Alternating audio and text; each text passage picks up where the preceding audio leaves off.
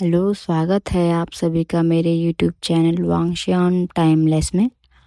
आज मैं दोबारा आप लोगों के लिए एक और नया वन शॉट एफएफ लेके आई हूँ, जिसका नाम है डिज़र्व्ड ओनली फॉर यू। और हाँ फ्रेंड्स, यह एक शियानवांग स्टोरी होने वाली है, जिसका मतलब है वी बुशियन हमारा टॉप है और लनवांगजी बॉटम। तो जिस किसी को भी शियानवांग स्टोरी पसंद नहीं है तो प्लीज़ आप मेरी ये स्टोरी स्किप कर सकते हैं और मेरे बाकी के वांगशियान एफएफ सुन सकते हैं।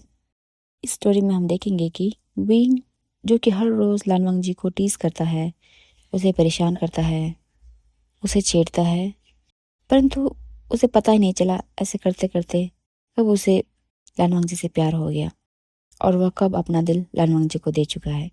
वहीं दूसरी तरफ लानवांग जी, जो हमेशा ही विंग के टीज करने से और छेड़ने से परेशान होता है, अननोइंग होता है, उसे उस पर बहुत गुस्सा आता है, लेकिन उसे भी कब इन चीज़ों की आदत पड़ गई उसे भी पता नहीं चला।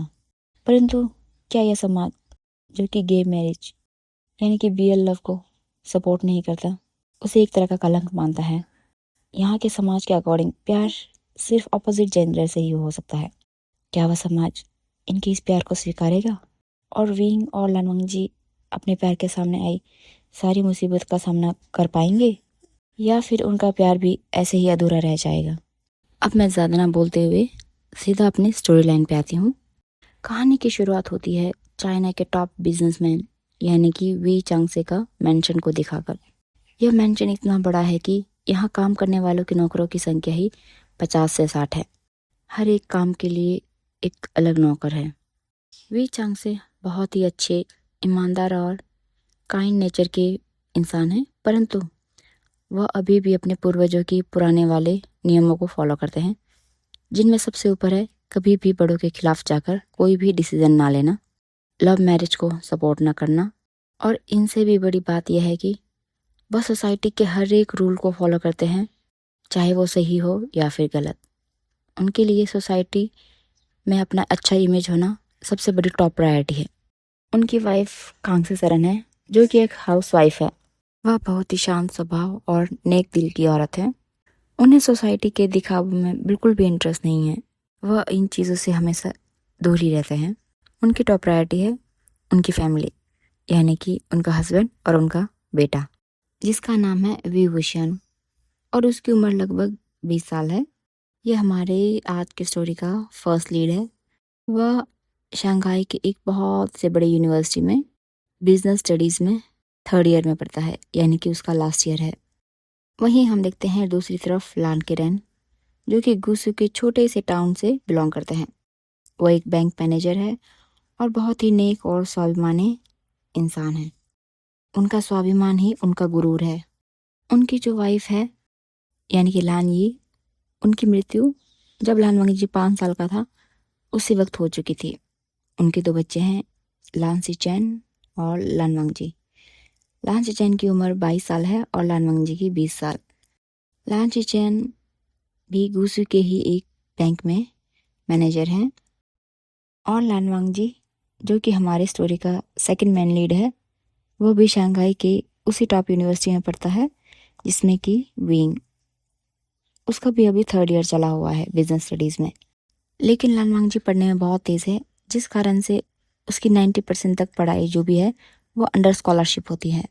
लान वांगजी और विंग का ऑलमोस्ट कॉलेज ख़त्म होने वाला है। सेकेंड ईयर उनके ऑलरेडी फिनिश हो चुके हैं, परंतु फिर भी वो एक दूसरे को अभी तक नहीं मिले, या फिर उन्होंने कभी एक दूसरे को नोटिस ही नहीं किया, क्योंकि लानवांग जी बहुत ही शांत स्वभाव के हैं और वह बस अपने काम से काम रखता है, यानी कि जो कॉलेज में पढ़ना है।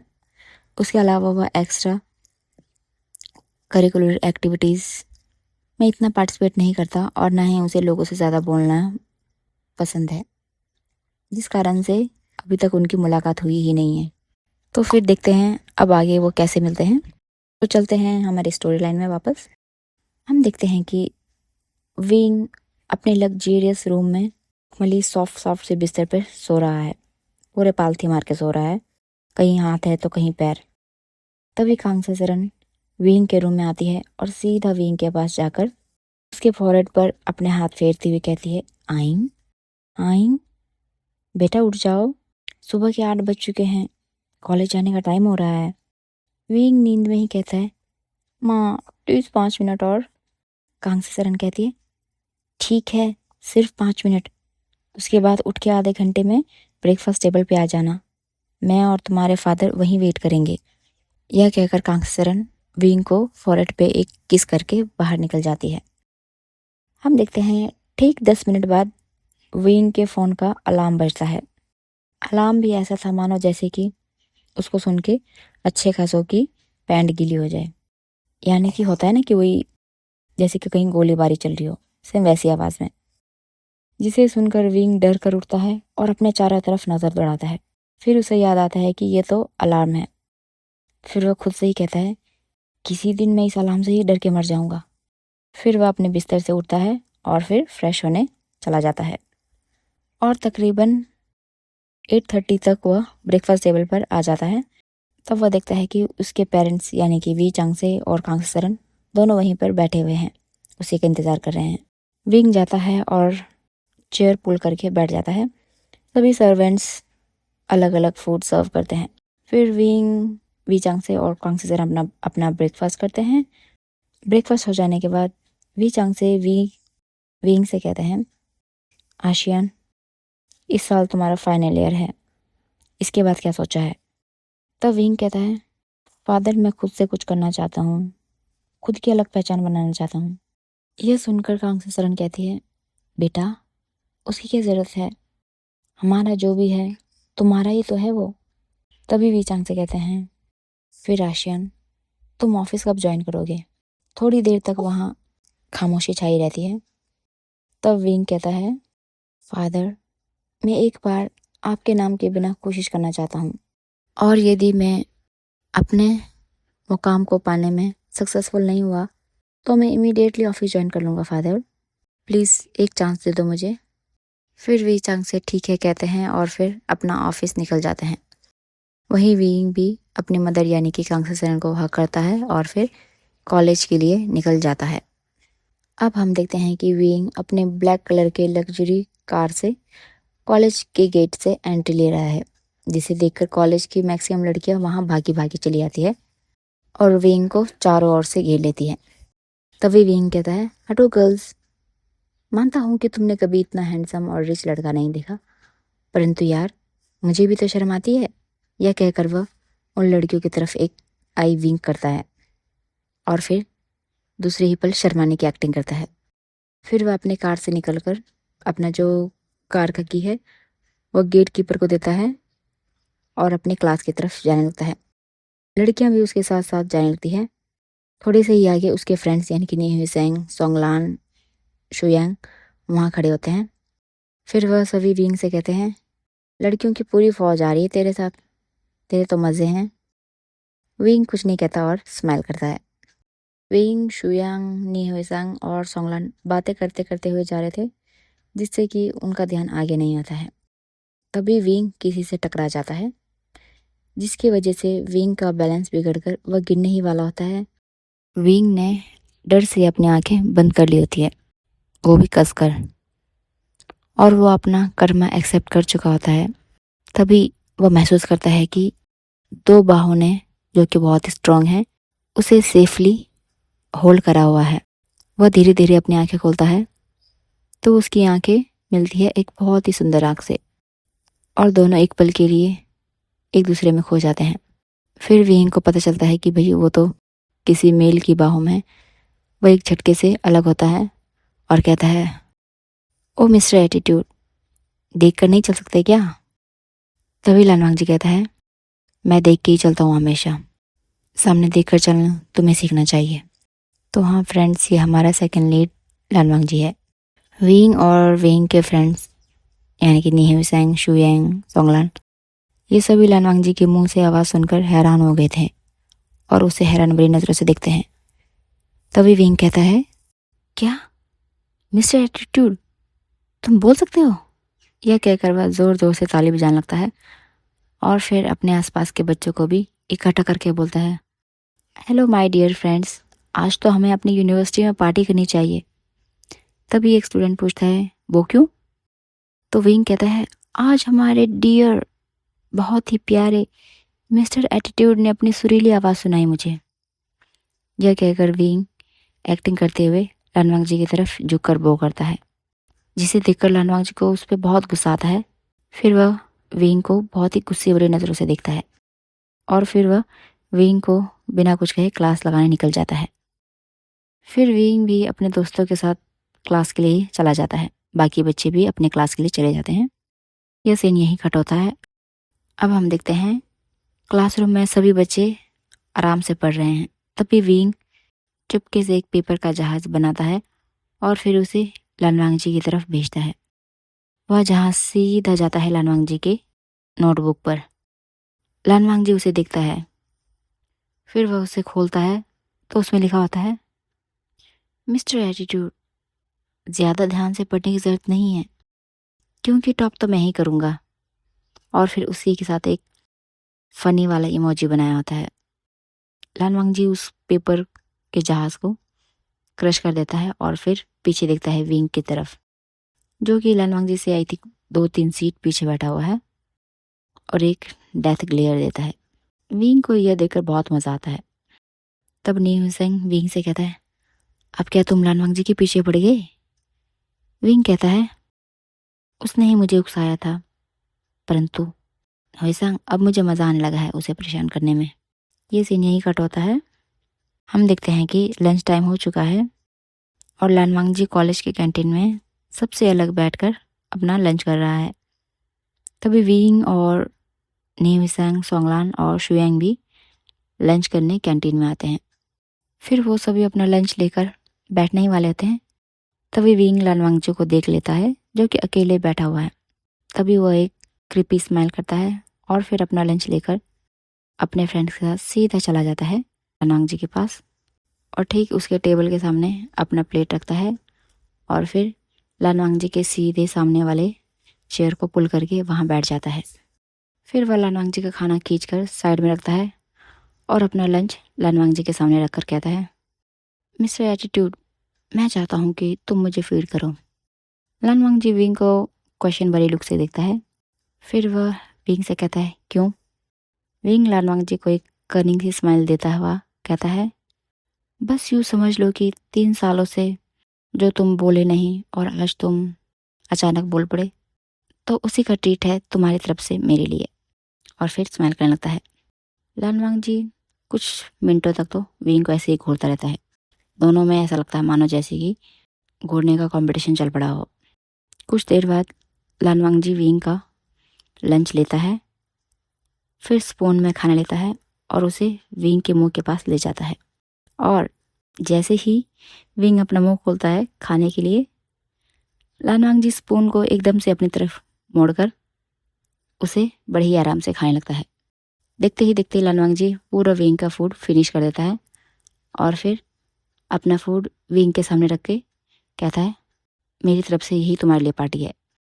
यह कहकर वो अपना खाली जो भी लंच का प्लेट है वह लेके चला जाता है। यह देखकर विंग बस स्माइल करता है, लेकिन ने हुएसांग, सोंगलान और शुयांग तो हैरान होकर दोनों को देखते हैं। कभी वो जाते हुए लानवांग जी को देखते हैं, तभी पागलों की तरह मुस्कुराते हुए विंग को देखते हैं। इतने में ने हुएसांग विंग से कहता है, ब्रो, एक पल के लिए तो तुम दोनों को देखे ऐसा लगा मुझे कि जैसे कोई गे कपल हो। सेम ऐसी वाली फीलिंग आ रही थी। यह सुनते ही विंग ने हुएसांग का मुंह बंद करता है और कहता है, हुएसांग, तू जब भी अपना मुंह खोलता है कुछ बकवास ही करता है। अब से तुझे कुछ भी ऐसी बात बोलना हो तो पहले मेरे कान पे बोलना। यह कहकर फिर वह नीविसंग का मुंह खोलता है, यानी कि अपना हाथ वहाँ से हटाता है। फिर वह सभी लोग क्लास की तरफ जाने लगते हैं। तब शुयांग कहता है, वी, तूने खाना नहीं खाना? तो वी कहता है, मुझे तो वैसे भूख भी नहीं थी, मैं तो बस उसे परेशान करने आया था। फिर वह सब लोग क्लास में चले जाते हैं। वहीं लानवांग जी अपने क्लास में कुछ लिख रहा है अपने नोटबुक में। तभी विंग आता है और लानवांग जी की नोटबुक छीन लेता है और उसे रीड करने के लिए खोलता है। तभी क्लास टीचर आ जाते हैं, जिससे कि लानवांग जी अपनी बुक वापस विंग से छीन लेता है और कहता है, स्टे अवे, और फिर किसी और सीट में जाकर बैठ जाता है। लानवांग जी का स्टे अवे तो विंग को ऐसा फील करा रही थी जैसे कि भी आजा आजा चिपक जा मेरे पास। वह स्माइल करता है और फिर अपने फ्रेंड्स के साथ जाके बैठ जाता है। अब हम देखते हैं कि विंग लानवांग जी को हमेशा ऐसे ही परेशान करते रहता है। अगला दिन हो चुका है और लानवांग जी को विंग सुबह से शाम तक ऐसे ही परेशान करता है।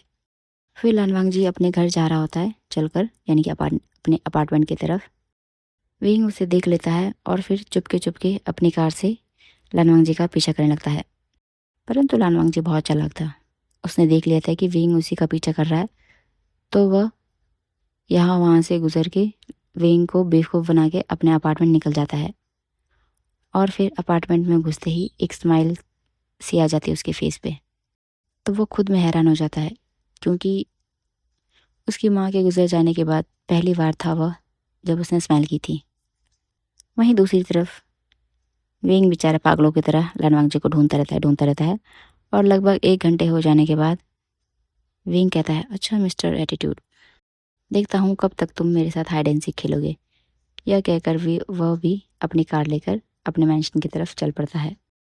सीन यही कट होता है। अब हम देखते हैं कि लानवांग जी खाना खाकर पढ़ने बैठा है, परंतु वह कंसंट्रेट नहीं कर पा रहा है। उसे बार बार विंग का टीज करना याद आ रहा है, तो वह बिना पढ़े ही सो जाता है। वहीं विंग भी अपने रूम में बैठा हुआ है और लानवांग जी के बारे में सोचते हुए बोलता है, 3 सालों में पहली बार मैंने मिस्टर एटीट्यूड की आवाज़ सुनी और फिर उसे नोटिस किया, परंतु मुझे वह बहुत इंटरेस्टिंग लग रहा है। उसे छेड़ने में बहुत मज़ा आने वाला है। यह कहकर वह खुश होकर सो जाता है।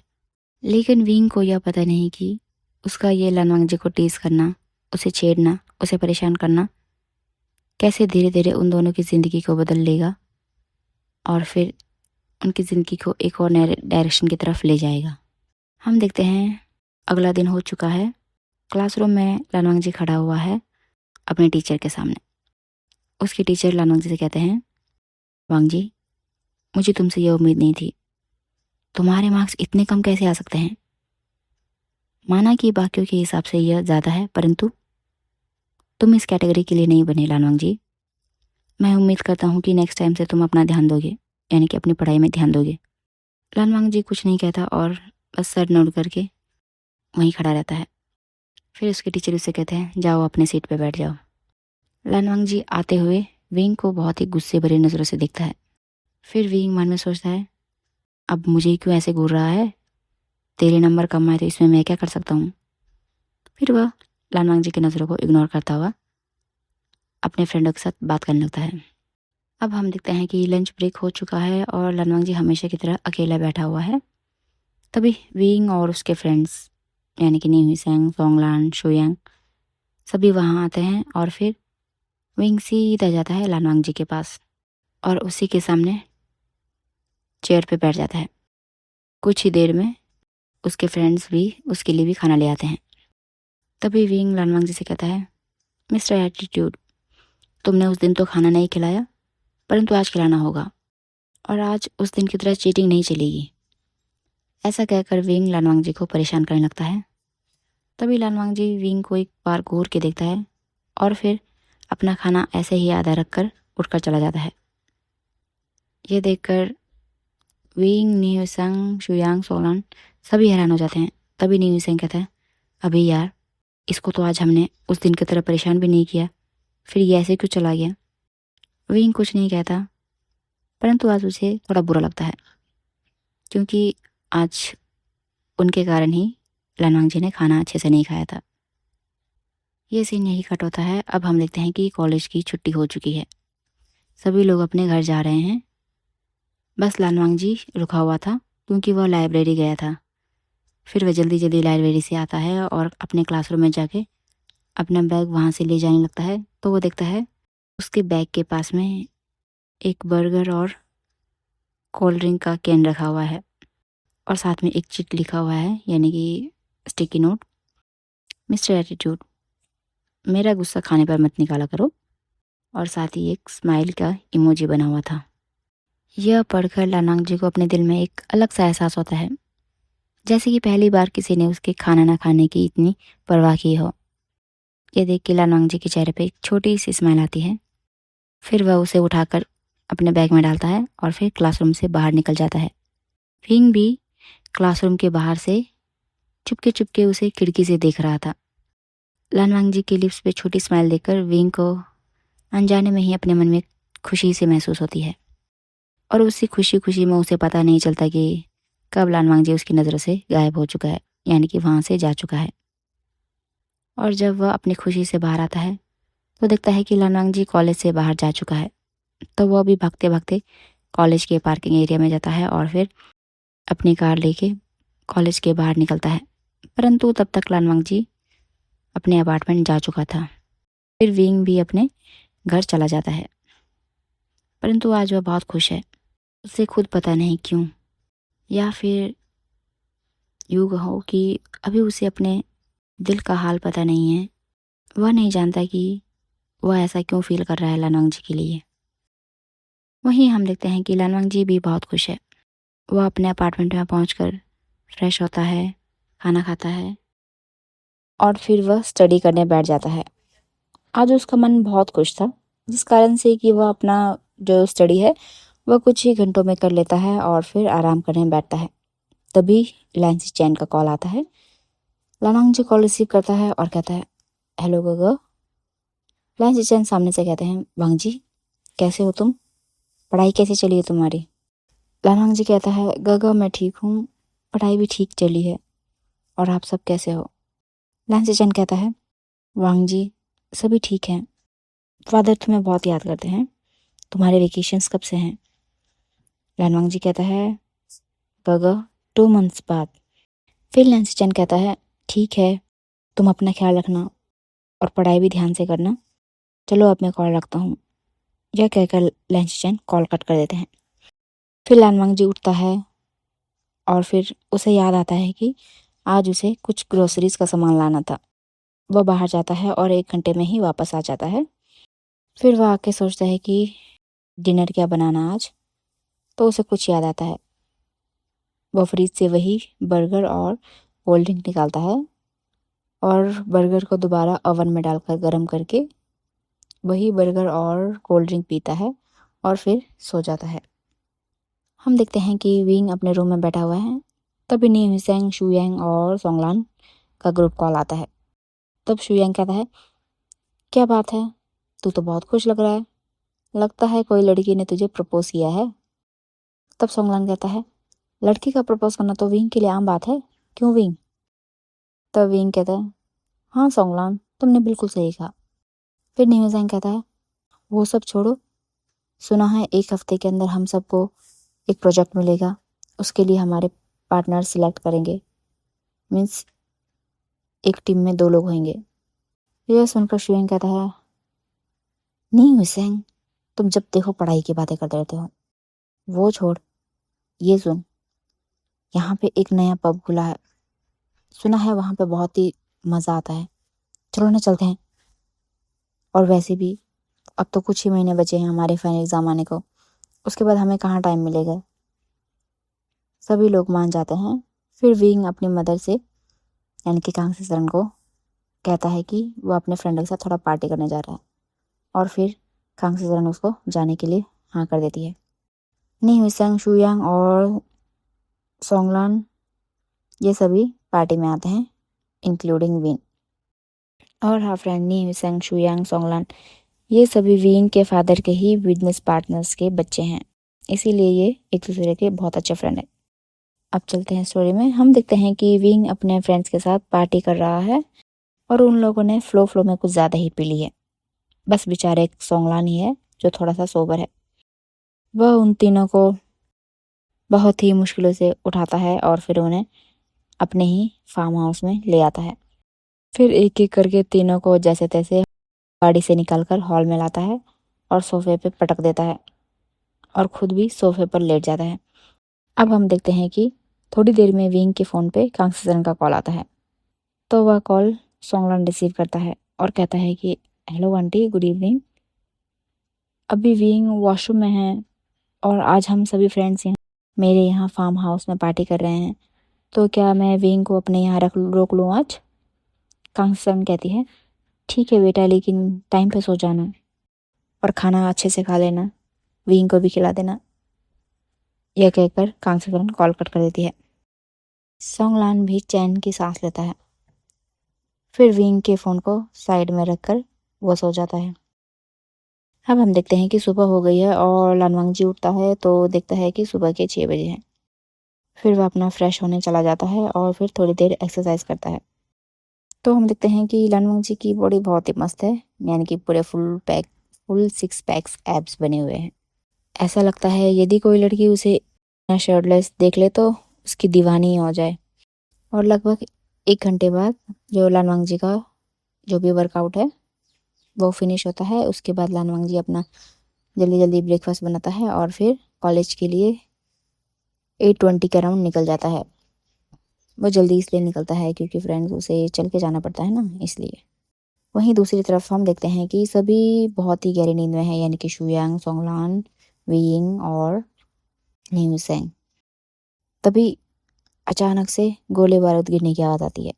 यह सुनकर सभी की नींद खुल जाती है और सभी डर के मारे सोफे के पीछे छिपने लगते हैं। अपने फ्रेंड्स को ऐसा करते देख वीइंग जोर जोर से हंसता कर अरे तुम डर क्यों रहे हो, ये मेरा अलार्म था। तब न्यूसेंग कहता है, ऐसा अलार्म कौन रखता है, मेरी तो सांस ही निकल गई थी। तब सोंगलान की नजर जाती है घड़ी पर, जिसे देखकर वो कहता है, ओह शिट गाइस, टाइम देखो, 8:30 हो गए हैं, बस आधा घंटा रहा है कॉलेज के लिए। फिर सभी भागते हैं अलग अलग वॉशरूम में और लगभग 15 मिनट में सभी लोग फ्रेश होके आ जाते हैं और सीधा कॉलेज के लिए निकल जाते हैं। शुयंग गाड़ी को इतने स्पीड में भगाता है कि कॉलेज का गेट बंद होने से पहले ही वह गाड़ी को गेट के अंदर एंटर कर लेता है।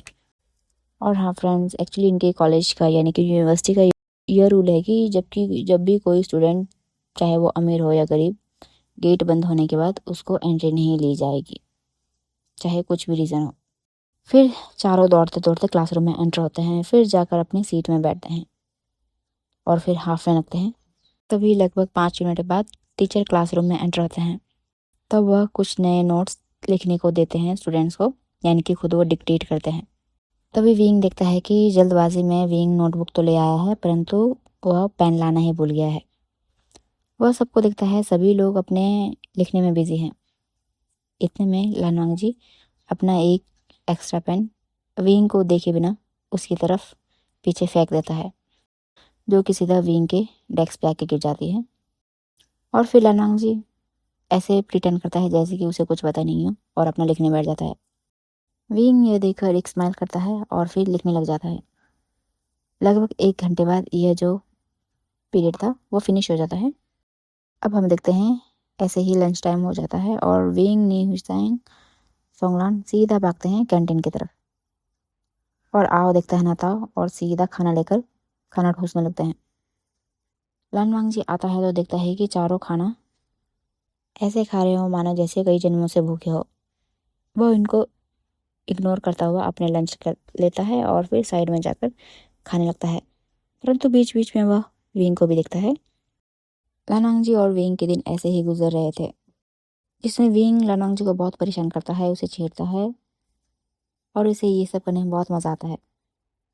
अब लानवांग जी भी विंग की इन चीज़ों को मीन्स इंजॉय करने लगा है, वो ज़्यादा इनॉय नहीं होता इन चीज़ों से। और फिर विंग ने तो अपनी सीट चेंज करके अब वो ठीक लानवांग जी के पीछे आके बैठने लगा है, साथ में न्यू सिंह। हम देखते हैं 1 मंथ ऐसे ही बीत गया है और फिर सभी क्लास में हैं।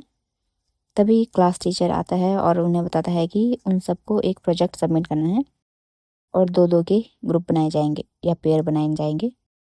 और टीचर एक एक करके सभी को उनके पार्टनर्स के साथ खड़ा करते हैं। तभी टीचर कहता है, लानवांग जी और विंग, तुम दोनों पार्टनर्स हो और तुम सभी को मिलकर वेकेशन स्टार्ट होने से कम 10 दिन पहले अपना प्रोजेक्ट सबमिट करना है। और हाँ, टॉपिक तुम कुछ भी चूज कर सकते हो अपनी इच्छा अनुसार। यह कहकर टीचर क्लासरूम से बाहर चला जाता है। विंग मन में सोचता है, हे भगवान, मिस्टर एटीट्यूड, क्यों? यह तो ज़्यादा बोलता भी नहीं है, माना कि मुझे इसे परेशान करने में मज़ा आता है, परंतु एक साथ प्रोजेक्ट, ऐसा सोच ही रहा होता है। इतने में शुयांग आता है और कहता है, लगता है इतने दिनों तूने जो लानवांग जी को तंग करा था, अब भगवान उसका बदला लिया है तुझसे। ऐसा कह के वह हंसने लगता है। यह बात लानवांग जी भी सुन लेता है, क्योंकि विंग अब उसके ठीक पीछे तो बैठा है तो पता नहीं ये सुन के उसके दिल में अजीब सा दर्द होता है, परंतु वह किसी से कुछ नहीं कहता है। हम देखते हैं कि छुट्टी के टाइम लालवांगजी विंग के पास आता है और कहता है, विंग, यदि तुम मेरे साथ प्रोजेक्ट नहीं करना चाहते तो कोई बात नहीं, मैं खुद कर लूँगा और फिर एंड में तुम्हारा नाम भी उसमें ऐड कर दूँगा। यह कहकर लालवांगजी वहाँ से निकल जाता है। तभी सोंगलान कहता है, शुयांग, तुम्हें सुबह ऐसा नहीं बोलना चाहिए था। किसी को परेशान करना अलग बात है, परंतु किसी का दिल दुखाना अलग बात है। यह अच्छा नहीं है। यह कहकर सोंगलान भी न्यू सेंग के साथ वहाँ से निकल जाता है। फिर शुयांग विंग से कहता है, विंग, क्या सच में उसे बुरा लगा होगा? विंग का तो इन सब की बातों में ध्यान नहीं था। वह बस लानांग जी के ही शब्दों को दोहरा रहा था अपने माइंड में। फिर वह एकदम से शुयांग से कहता है, मैं अब क्या करूं? शुयांग कहता है, मतलब?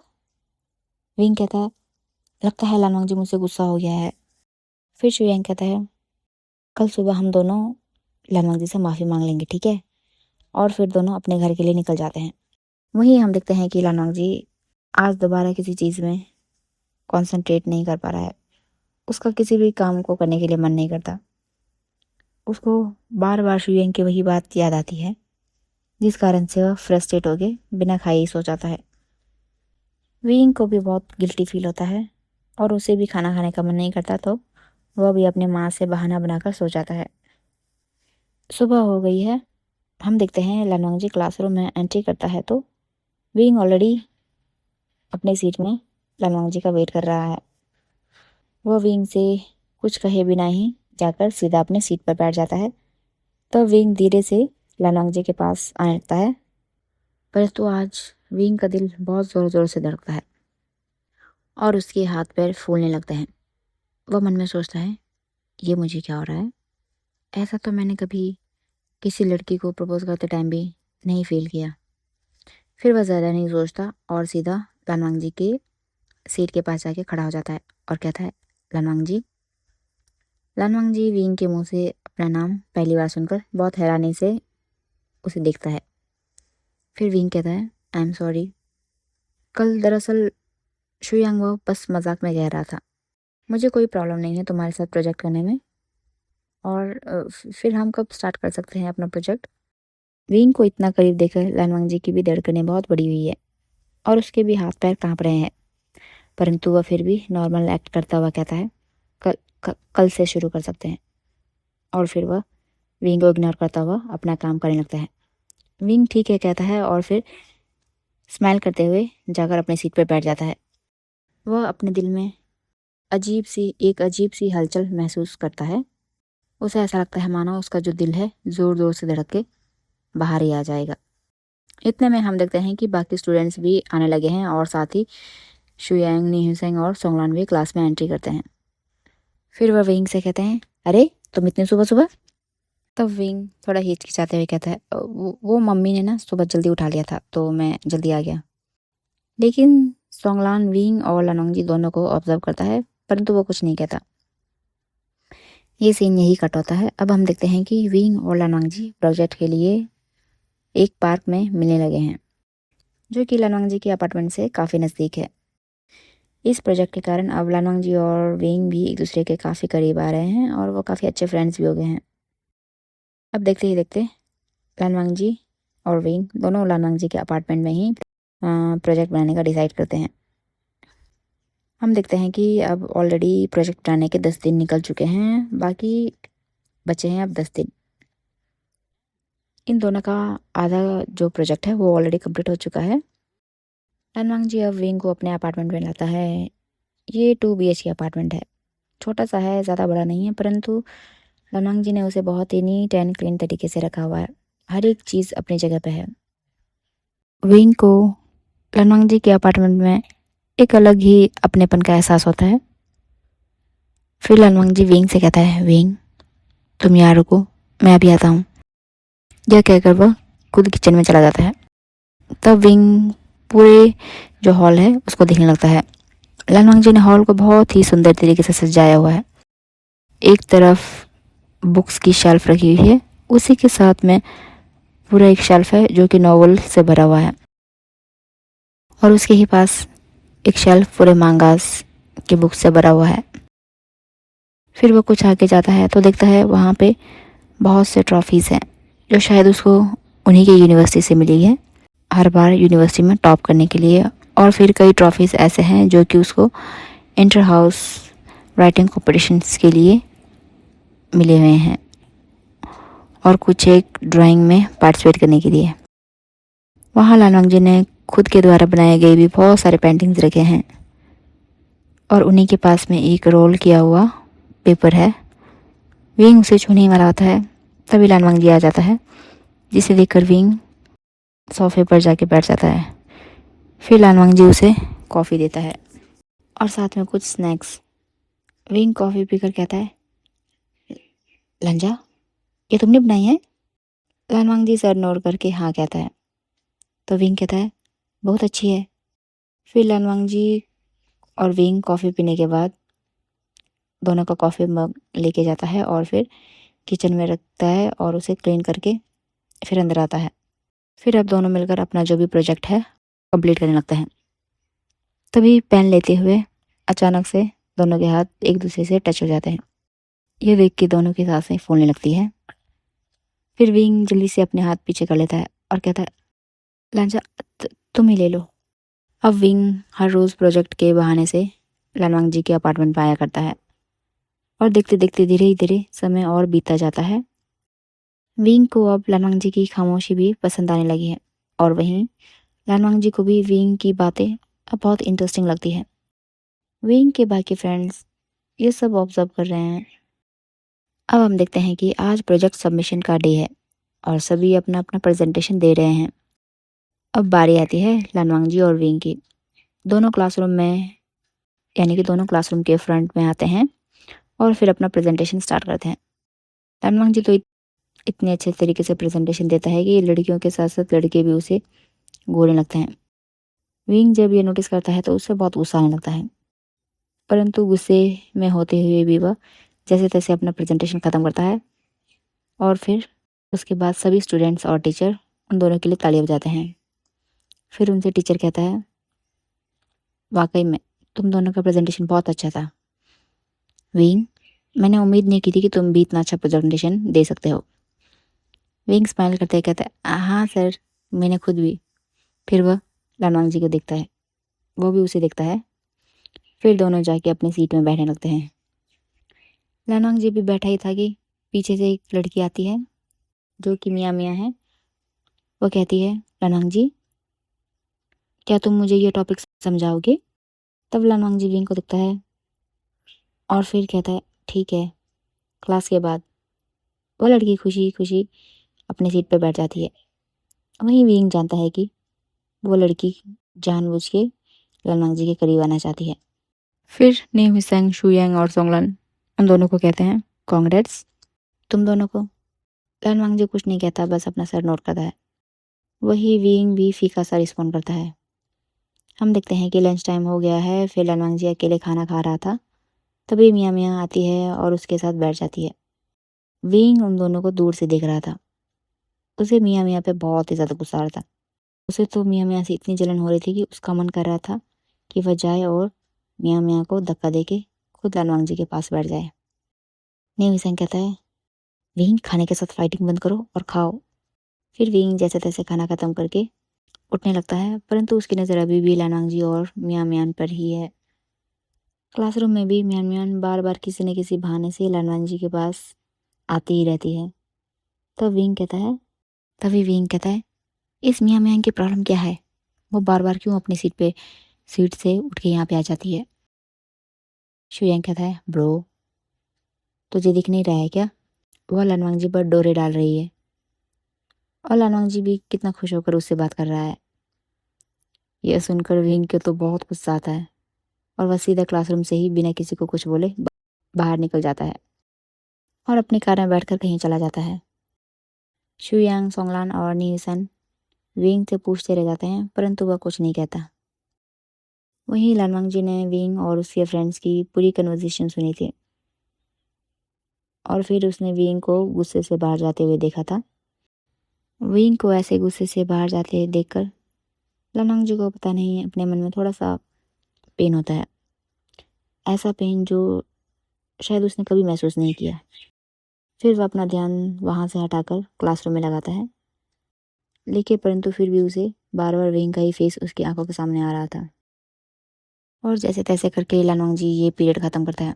वहीं हम देखते हैं कि विंग एक बहुत ही सुनसान सी जगह पे काफ़ी दूर आया हुआ है, जहाँ पे कोई नहीं है तो बस एक मन को शांत करने वाली खामोशी। विंग अपनी गाड़ी से उतरता है और फिर पहाड़ी जैसे के ऊपर खड़ा हो जाता है और फिर जोर से चिल्लाता है, क्यों क्यों क्यों मैं लानोंग जी के साथ किसी और को नहीं देख पा रहा हूँ? उसको किसी के साथ भी बात करता देखकर क्यों मुझे जलन हो रही है? और क्यों मुझे हर बार उसी के साथ रहने का मन करता है, उसको देखने का मन करता है? मैं किससे पूछूं ये सब? इतने में विंग को सोंगलान का कॉल आता है और वह विंग से कहता है, हेलो हेलो विंग, कहाँ हो तुम? मैं न्यूसेंग और शुएंग वहाँ आएंगे। फिर विंग उनको बता देता है कि वह कहाँ पे है। वह तीनों लगभग आधे घंटे में वहाँ पहुँचते हैं तो देखते हैं कि विंग एक पहाड़ी के ऊपर चढ़कर बैठा हुआ है। फिर शुएंग विंग से कहता है, हे ब्रो, क्या हुआ तुझे? तू ठीक तो है ना? ऐसे देवदास क्यों बना हुआ है? न्यूसेंग कहता है, ब्रदर पीछे आके बैठ जा, तुझे देख के मुझे डर लग रहा है। विंग पीछे मुड़ता है तो वो तीनों देखते हैं कि विंग के चेहरे में बहुत दर्द है और उसकी आंखें शायद थोड़ी थोड़ी भर आई है। विंग धीरे धीरे उन तीनों के पास आता है और फिर उनसे कहता है, पता नहीं, मुझे कुछ समझ नहीं आ रहा है, मेरे साथ ये क्या हो रहा है? न्यूसेंग कहता है, विंग क्या समझ नहीं आया? सोंगलान विंग से पूछता है, बोलना, क्या हुआ, क्या कोई परेशानी है? तब विंग कहता है, पता नहीं, आजकल जैसे ही मैं मियाँ मियाँ को लानोंग जी के करीब देखता हूँ तो मुझे उस पर बहुत गुस्सा आता है और मुझे उससे बहुत जलन फील होती है, लेकिन मुझे पता नहीं मेरे साथ ऐसा क्यों हो रहा है। सोंगलान। विंग की बात सुनकर तीनों दोस्तों की तो आंखें फटी की फटी रह जाती है और तीनों एक दूसरे को घूरने लगते हैं। फिर न्यूसेंग कहता है, विंग तुझे कहीं लानोंग जी से प्यार तो नहीं हो गया? हाँ? और विंग जैसे ही सुनता है प्यार वर्ड, तब वो कहता है, क्या क्या मुझे लानोंग जी से प्यार हो गया है? फिर वह अपने और लानोंग जी के सारे जितने भी पल बिताए थे उन्हें याद करता है, जिसे सोचकर उसके चेहरे पर एक छोटी सी स्माइल आ जाती है और वह कहता है, हाँ हाँ हाँ, शायद मुझे लानोंग जी से प्यार हो गया है। फिर वो कहता है, शायद नहीं, मुझे सच में लानोंग जी से प्यार हो गया है। और ये कह के वह जोर जोर से हंसने लगता है और उन तीनों को देखता है और वह तीनों उसको ऐसे घूर रहे थे जैसे मानो जैसे हम किसी पागल को देखते हैं। तभी शुयांग कहता है, बड़ी, तुझे पता तो है ना, हमारी सोसाइटी तुम दोनों के इस रिश्ते को एक्सेप्ट नहीं करेगी। फिर न्यूसेंग कहता है, विंग सोसाइटी तो दूर की बात है, मुझे पता है तेरे पेरेंट्स ही इस बात के लिए एग्री नहीं करेंगे।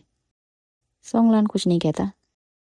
फिर विंग कहता है, मुझे इस सोसाइटी से क्या लेना शुयांग, मुझे तो बस लानोंग से मतलब है, अगर उसे कोई प्रॉब्लम नहीं होगी तो मैं सब संभाल लूँगा।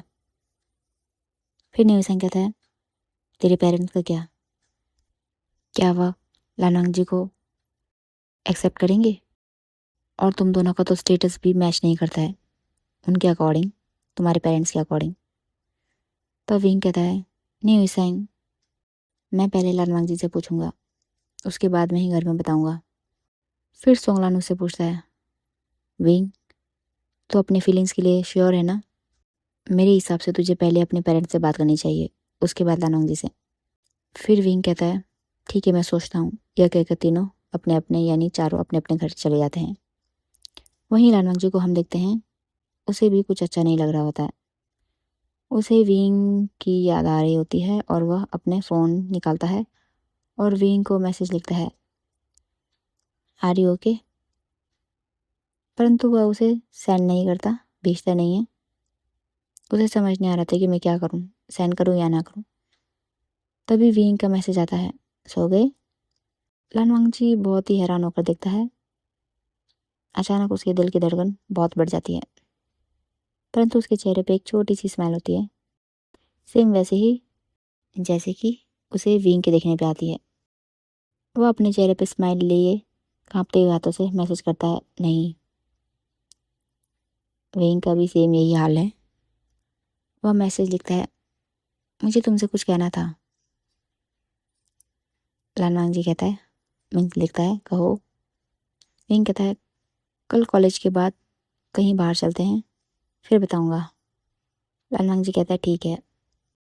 फिर विंग गुड नाइट लिख के मैसेज करता है, वही लानवांग जी भी गुड बाय मैसेज करता है। और फिर दोनों कुछ देर तक ऐसे ही एक दूसरे के ख्याल में खो जाते हैं और फाइनली 11-12 बजे सो जाते हैं। हम देखते हैं सुबह हो चुकी है। विंग अपनी मदर के उठाने आने से पहले ही उठकर रेडी हो जाता है और सीधा ब्रेकफास्ट टेबल पे पहुंच जाता है और वहां पे जाके सीधा कांगसेचन को उसके चीक्स पर किस करता है। फिर कांगसेचन कहती है, आई, आज तुम इतनी सुबह सुबह उठ गए और इतने खुश, क्या कोई बात है? विंग कहता है, नहीं माँ, कुछ भी तो नहीं। और फिर कांगसेचन और विंग ब्रेकफास्ट करने लगते हैं। इतने में भी चांग से आते हैं और फिर वो उन दोनों के साथ ब्रेकफास्ट करने बैठ जाते हैं। वी चांग से दिखता है कि विंग आज बहुत खुश है, तो वह विंग से कहता है, आज क्या चाहिए तुम्हें? विंग कहता है, कुछ नहीं फादर। वी चांग से विंग को घूर के देखते हैं, फिर उन्हें पता नहीं क्या होता है, तो विंग से कहते हैं, विंग, कोई भी ऐसा काम मत करना जिससे कि हमारी सोसाइटी में नाम खराब हो या फिर मुझे तुम्हें अपना बेटा कहने में शर्म आए। यह सुनकर विंग का दिल एकदम से ऐसा लगता है मानो धड़कना बंद कर दिया हो। वह ठीक है फादर कहता है, परंतु उसे दिल में बहुत दर्द होता है। वह जैसे तैसे अपना ब्रेकफास्ट कंप्लीट करता है और फिर अपनी माँ को बाय करके वहाँ से निकल जाता है और वी चांग से भी अपने ऑफिस निकल जाते हैं। विंग कॉलेज पहुँचता है तो वह सीधे क्लासरूम जाता है। वह देखता है कि वहाँ लानवांग जी अपनी सीट पर बैठा हुआ है और फिर वह विंग को ही देख रहा है। विंग लानवांग जी को इग्नोर करता हुआ अपनी सीट पर न बैठकर वह पीछे सोंगलान के साथ बैठ जाता है, जो कि विंग और लानवांग जी की सीट से 3 सीट पीछे है। निंग, शुयांग और सोंगलान सब कुछ नोटिस करते हैं। वह यह भी नोटिस करते हैं कि विंग का ऐसा एटीट्यूड देखकर लानवांग जी को बहुत पेन हुआ है, मतलब उसे बहुत दर्द हुआ है, वो बहुत दुखी हो गया है, परंतु वह कुछ नहीं कहते। अब हम देखते हैं कि विंग लानवांग जी से बिल्कुल भी बात नहीं कर रहा है। जब भी लानवांग जी विंग से बात करने आता तो विंग अपना जो है डायरेक्शन ही चेंज कर देता जाने का, या फिर वो इग्नोर करके लानवांग जी की बात को अनसुना कर देता। लानवांग जी को विंग का ऐसा बिहेवियर देख के अपने दिल में बहुत शार्प पेन होता है। उसका मन करता है कि वह जोर जोर से रोए, लेकिन लानवांग जी दुखों का घूंट पीता जाता है और कुछ नहीं कहता। ऐसा करते करते एक हफ्ता ऐसे ही गुजर जाता है, परंतु विंग की बिहेवियर में कोई भी चेंज नहीं आता। फिर एक दिन शुयांग, न्यूसेंग और सोंगलान विंग को टेरिस पे ले जाते हैं और फिर वहाँ सोंगलान विंग से पूछता है, विंग, क्या हुआ? तुम लानवांग जी को ऐसे इग्नोर क्यों कर रहे हो? विंग कहता है, सोंगलान, मुझे शुयांग की बात अब समझ आ गई है। मैं लानवांग जी के लिए अपने पेरेंट्स का दिल नहीं दुखा सकता, और वैसे भी रहना तो मुझे लास्ट में अपने पेरेंट्स के साथ है और इसी सोसाइटी में। यह सुनकर सोंगलान कहता है, विंग, मुझे तुमसे ये उम्मीद नहीं थी। वह तो ही था जो हर बार लानवांग जी के पीछे पीछे घूमता था और उसे परेशान करता था, और अब जब उसे तुझसे प्यार हो गया है तो तुझे अब अपने पेरेंट्स और सोसाइटी की याद आ गई। यह कहकर सोंगलान वहां से चला जाता है। विंग कहता है, इसे क्या हुआ? फिर शुयांग कहता है, कुछ नहीं ब्रो, तू छोड़, और तू ये बता, तू लानवांग जी के बिना रह लेगा? विंग कहता है, लगता तो नहीं है, परंतु ट्राई ज़रूर कर सकता हूँ, और आज तक भी तो मैं ट्राई ही करता आया हूँ। परंतु यह कहते वक्त विंग की आंखें थोड़ी सी भर आई होती है और उसका गला भी थोड़ा भारी हो गया होता है। वहीं हम दूसरी तरफ देखते हैं कि लानवांग जी आधी क्लास छोड़ के ही अपने अपार्टमेंट में आ चुका है और उसे समझ नहीं आ रहा था कि विंग ऐसा क्यों कर रहा है। अब उसे विंग का टीज करना, बिना बात के आकर उसके पास बैठना, ये सब याद आने लगता है। और ये याद करते करते लानवांग जी को पता ही नहीं चलता कब उसकी आंखों से आंसू बहने लगते हैं। आज उसका दिल बहुत ज़ोर से रोता है। मीन्स उसे अपने दिल में बहुत शार्प पेन होता है, क्योंकि शायद उससे आज पता चल चुका था कि वह विंग से बहुत प्यार करता है। इतना कि शायद उसने अपने मदर के बाद शायद विंग ऐसा पर्सन था जिससे उसने किया था। तभी लानवांग जी को लान सिचन का कॉल आता है। लानवांग जी अपने आंसू को पोंछते हुए और अपनी आवाज़ को थोड़ा ठीक करते हुए कॉल रिसीव करते हैं और कहते हैं, हेलो हेलो गगा। लान सिचन कहते हैं, वांग जी कैसे हो? लानवांग जी कहते हैं, मैं ठीक हूँ गगा, आप और फादर कैसे हैं? लान सिचन को लानवांग जी की आवाज़ थोड़ी अलग लगती है और वह कहते हैं, क्या तुम बीमार हो या तुम्हें कोई ज़ुकाम हुआ है? लानवांग जी कहता है, हाँ गगा, मैंने वो कुछ ज़्यादा ही ठंडा पानी पी लिया था। लान सिचन कहता है, वांग जी तुम अपना ध्यान रखा करो और हाँ मेडिसिन टाइम पे ले लेना। और घर कब आ रहे हो तुम? फिर लानवांग जी कहता है, गगा मैं कल ही निकल जाऊंगा। लान सिचन कहता है, ठीक है आराम से आना। यह कहकर दोनों कॉल कट कर देते हैं। हम देखते हैं कि वीइंग, नीविसेंग और शुयांग जब क्लास में आते हैं तो देखते हैं कि लानवांग जी वहाँ नहीं है। पूरी क्लास अब ख़त्म हो चुकी है और कॉलेज ख़त्म हो चुका है, लेकिन फिर भी लानवांग जी नहीं आता। विंग को अजीब लगता है। क्लासरूम होने के बाद विंग लानवांग जी के अपार्टमेंट जाने वाला होता है, तभी नीविसेंग विंग से कहता है, विंग मेरे हिसाब से ब्रो, यदि तुम उससे प्यार नहीं करते तो तुम्हें उसके पास नहीं जाना चाहिए, क्योंकि तुमने तो कहा ना कि तुम उसे भूलने का ट्राई कर रहे हो। तो मेरा बस ये मानना है कि उसे भी मौका दो। विंग कहता है, हाँ शायद तुम ठीक कह रहे हो। यह कह के वो अपने घर चला जाता है।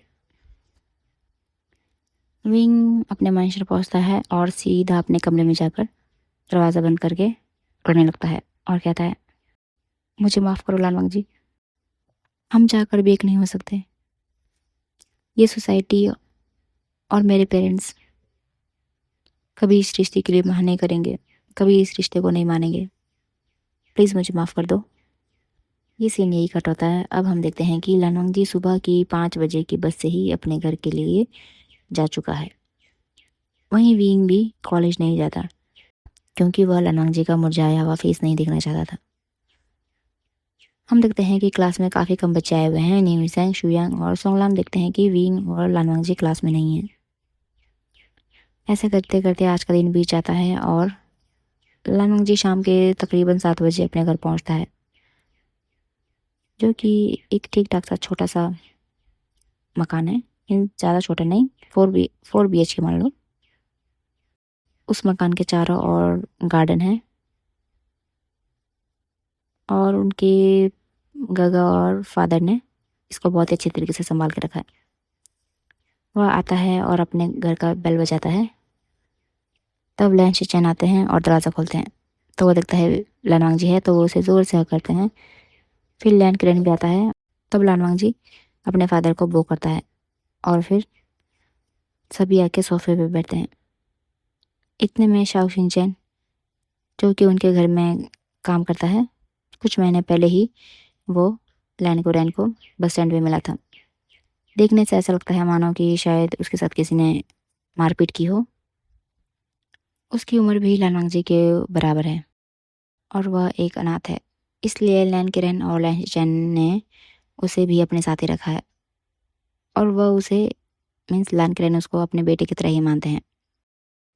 फिर लैन जो शाओ चैन है वो आता है और फिर लानवांग जी को पानी देता है और जाने वाला होता है। तभी लानवांग जी कहता है, शाओ चैन बैठ जाओ इधर। लैन किरण और लैन चैन हैरान होकर लानवांग जी को देखते हैं, क्योंकि लानवांग जी अपने मदर के डेथ के बाद से लोगों से ज़्यादा बातें नहीं करता था, परंतु वह खुश है कि चलो लानवांग जी बातें करने लगा है लोगों से अब। वहीं हम देखते हैं कि अब कॉलेज के जो 1 मंथ का वेकेशन है वो स्टार्ट हो चुका है और लानवांग जी और विंग भी जैसे तैसे अपने दिन गुजार रहे हैं। वहीं लैन जिचैन नोटिस करते हैं कि लानवांग जी आजकल खोया खोया रहता है। और ज़्यादातर अकेले टाइम बिताता है। वहीं दूसरी ओर विंग भी अपने घर में अब ज़्यादा बात नहीं करता। कांग से सरन और वी चांग को ये बात अजीब लगती है, परंतु वो ज़्यादा माइंड नहीं करते इस चीज़ को। विंग और लानोंग जी दोनों एक दूसरे को बहुत याद करते हैं। अब लगभग वेकेशन ख़त्म होने वाला है और विंग को यह पता चल चुका है कि वह लानवांग जी के बिना नहीं रह सकता। लानवांग जी अब उसकी ज़िंदगी बन चुका है, जिसके बिना रह पाना अब आसान नहीं है। विंग ने सोच लिया है कि अब वह लानवांग जी को प्रपोज करके ही रहेगा। वहीं लानवांग जी भी जान चुका है कि विंग को बोलना मुश्किल ही नहीं नामुमकिन है लानवांग जी के लिए। तो वह भी डिसाइड करता है कि वह विंग को एक बार ज़रूर प्रपोज करेगा। विंग ने यदि हाँ किया तो ठीक है, अगर ना बोल दिया तो फिर वह दूसरी बार विंग को कभी अपना फेस नहीं दिखाएगा। अब हम देखते हैं कि कॉलेज खुलने में बस 2 दिन बाकी है। तब लानवांग जी अपने ब्रदर और फादर को और शाओ शिंगचैन को बाय करते हुए गांव से शहर आ जाता है और वह तकरीबन शाम के 7 बजे अपने अपार्टमेंट के बाहर होता है। तो वो देखता है विंग बड़ी ही बेसब्री से और घबराया हुआ उसके अपार्टमेंट के बाहर लानवांग जी का इंतज़ार कर रहा है। और जैसे ही वह लानवांग जी को देखता है तो सीधे उसके गले लग जाता है और फिर उसे कहता है, लानवांग जी तुम आ गए। लानवांग जी ये सब देख के हैरान हो जाता है। उसे एक पल के लिए विश्वास नहीं होता। फिर विंग अपना हग ब्रेक करता है और फिर लानवांग जी अपार्टमेंट का दरवाज़ा खोलकर अंदर आता है। तब लानवांग जी विंग से कहता है, तुम यहाँ? आई एम सॉरी लांजा, मैंने हमेशा तुम्हें परेशान किया है और तुम्हारा दिल दुखाया है। यह कहते हुए विंग की आवाज़ भारी होने लगी है और उसकी आंखों में आंसू झलक रहा है। फिर विंग कहता है, मैं भी कितना पागल था, सोचा था कि कुछ दिन तुमसे बात नहीं करूँगा तो शायद तुम्हें भूल जाऊँगा, जबकि मेरा दिल हमेशा तुम्हारे पास था। मेरी आंखें हमेशा तुम्हें ढूंढती थी लानवांग जी, और मैं हमेशा तुम्हें सुनना चाहता था। लानवांग जी अब मैं सोसाइटी की परवाह नहीं करता। यदि तुम मेरे साथ दो तो मैं बड़ी से बड़ी चुनौतियों से लड़ने के लिए भी तैयार हूँ। यह कहकर विंग अपनी बाहें फैलाता है हग करने के लिए। विंग का कन्फेशन सुनकर लानवांग जी की भी आंखों से आंसू गिरने लगते हैं और वह भाग के जाता है और विंग को गले लगाता है और फिर रोते हुए कहता है, विंग मैं भी तुमसे बहुत प्यार करता हूँ, मैं तुम्हारे बिना नहीं रह सकता। अब मेरी ज़िंदगी तुम्हारे नाम की है। फिर विंग कहता है, आई लव यू लंजा। फिर लानवांग जी भी विंग को आई लव यू टू कहता है और फिर दोनों कुछ देर ऐसे ही एक दूसरे को बाहों में बाहें डाले रहते हैं। थोड़ी देर बाद वह जब अलग होते हैं तो एक दूसरे को देख के स्माइल करते हैं। फिर लानवांग जी विंग से कहता है, विंग तुम मेरे अपार्टमेंट में कैसे? मेरा मतलब है अगर मैं नहीं आता तो? विंग कहता है, लानवांग जी लांजा, मेरा मन कहता था कि तुम ज़रूर आओगे और देखो तुम आ गए। तभी विंग उठने लगता है और उसके पैर अचानक से लानवांग जी के लगेज में लगकर वह सीधा लानवांग जी के ऊपर ही गिर जाता है और दोनों का एक्सीडेंटली किस हो जाता है। लानवांग जी अपने लिप्स के ऊपर विंग के सॉफ्ट सॉफ्ट गर्म लिप्स महसूस करके तो मानो उसके पूरा शरीर ही ढीला पड़ जाता है और उसका पूरा फेस लाल हो जाता है। विंग लानवांग जी की इतनी क्यूट फेस के एक्सप्रेशन देख के खुश हो जाता है और फिर विंग धीरे धीरे अपने लिप्स को मूव करने लगता है और फिर आंखें बंद करके उस किस को फील करने लगता है। लानवांग जी एक पल के लिए हैरान हो जाता है, परंतु फिर वह भी अपनी आंखें बंद करके किस को एंजॉय करता है। यह किस बहुत ही स्वीट और रोमांटिक सा होता है और लगभग वह 5 मिनट तक किस करते हैं। उसके बाद एक दूसरे से अलग हो जाते हैं। फिर विंग दोबारा लानवांग जी को हग करता है और उसके लिप्स पे एक छोटा सा पैक करता है। फिर दोनों मिलकर लानवांग जी का सामान जो है अच्छे से अरेंज करते हैं। तब विंग बाहर से मीन्स ऑनलाइन खाना ऑर्डर करता है और दोनों मिलकर खाते हैं। अब हम देखते हैं कि रात के ऑलमोस्ट 9 बज चुके हैं। तो विंग कहता है, लंजा अब मुझे घर जाना होगा। मैं कर लाऊंगा, यह कहकर वह जाने लगता है। परंतु फिर से एक बार पीछे मुड़ के आता है और लान वांगजी के चीक्स पर किस करता है और फिर दौड़ के चला जाता है। ये देखकर लान वांगजी का पूरा फेस लाल हो जाता है और फिर वह खुश होता है। वह भी अपने अपार्टमेंट से बाहर आता है और फिर विंग को उसकी कार में जाता हुआ देखता है। विंग जब देखता है कि लान वांगजी उसे देख रहा है तो वह दूर से ही फ्लैंक किस करता है, जिसे देखकर लान वांगजी ब्लश करता है और फिर स्माइल करता हुआ अपने रूम में अंदर आ जाता है। अब हम देखते हैं विंग अपने घर पहुंच चुका है तो कांगसे सरंग देखती है। कांगसे सरंग नोटिस करती है कि विंग आज बहुत खुश है। फिर वह विंग से कहती है, आइंग बेटा खाना खा लो। विंग कहता है, नहीं माँ, चुका हूँ, आप खा लो। यह कहकर विंग सीधा अपने कमरे में चला जाता है और खुशी से नाचने लगता है। और वहीं लान वांगजी भी आज बहुत खुश है। तभी लान वांगजी को लैन चेन का कॉल आता है और लान वांगजी कॉल रिसीव करता है और कहता है, हेलो हेलो गगा, मैं पहुंच चुका हूँ। लैन चेन लान वांगजी के बातों में एक अलग सी खुशी महसूस करते हैं। फिर थोड़ी देर बात करके कॉल कट कर देते हैं। अब हम देखते कि हमारे जो विंग और लान वांगजी का कॉलेज का रोमांच शुरू हो चुका है। वो दोनों चुपके चुपके एक दूसरे को देखते और फिर मौका पाते ही एक दूसरे के बाहों में खो जाते हैं। परंतु कहते हैं ना कि खुशियाँ ज़्यादा दिन तक नहीं टिकती। अब वैसे ही हमारे विंग और लान वांगजी के ऐसे ही तूफान आने वाला था, क्योंकि अब धीरे धीरे कॉलेज में विंग और लान वांगजी के रिलेशनशिप के बारे में बातें फैलती जा रही थी। उनके नज़दीकियों को कॉलेज का हर कोई स्टूडेंट नोटिस कर पाता था, इवन की टीचर भी। अब सभी स्टूडेंट्स उन दोनों को बहुत ही अजीब नज़रों से देखने लगे थे। एक सुबह लान वांगजी और विंग नेहसंग, शुयांग और सोंगलान के साथ क्लास में जा रहे थे, तभी मियाँ मियाँ और उसकी फ्रेंड्स उनको देख के कहती है, लगता है लान वांगजी ने विंग को अपने प्यार के जाल में फंसा लिया। दूसरी कहती है, दिखने में तो कितना शरीफ लगता है, पर देखो कितना चालाक निकला और गोल्ड डिगर भी। तभी मियाँ मियाँ कहती है, मैं तो लान वांगजी को बहुत ही शरीफ समझती थी, परंतु ये भी ऐसा निकला। फिर एक लड़का कहता है, मैं तो सोचता हूँ दोनों में से बॉटम कौन होगा, या फिर दोनों ही बारी बारी। ऐसा कहकर वह हंसने लगता है। तभी विंग जाने लगता है उनको मारने के लिए, मीन्स उस लड़के को। तभी लान वांगजी उसका हाथ रोक लेता है और फिर सारे सीधे क्लास में चले जाते हैं। अब हम देखते हैं कि क्लास में भी कोई भी लान वांगजी के आसपास नहीं बैठना चाहता। सभी ने लान वांगजी को आइसोलेट सा कर दिया है। फिर विंग और नेहसंग, शुयांग, सोंगलान सभी एक साथ मिलकर बैठते हैं। इतने में क्लास टीचर भी आ जाते हैं। अब लान वांगजी और विंग के दिन ऐसे ही गुजरते जा रहे थे। कोई ना कोई उनके मुंह पे उन्हें कुछ ना कुछ कह के चला जाता था। हर कोई उनको टॉन्ट मारता था। कोई उन्हें कहता था कि तुम दोनों मानसिक रोगी हो, जाकर किसी अच्छे से साइकेट्रिस्ट को दिखाओ। कोई कहता कि लगता है शायद लान वांगजी ने विंग पे काला जादू कर दिया है, तभी तो वह लड़कियों को छोड़कर आजकल लान वांगजी के पीछे भागता है। अब लान वांगजी ने कॉलेज जाना भी बहुत कम कर दिया था। वह बस हफ्ते में 1-2 बार ही कॉलेज जाया करता था। ऐसा करके लगभग 2-3 महीने गुजर जाते हैं। अब उसे अपने कॉलेज में ही घुटन महसूस होने लगी थी। वहीं विंग लान वांगजी को दुखी देखकर उसे अपने दिल में बहुत दर्द होता है।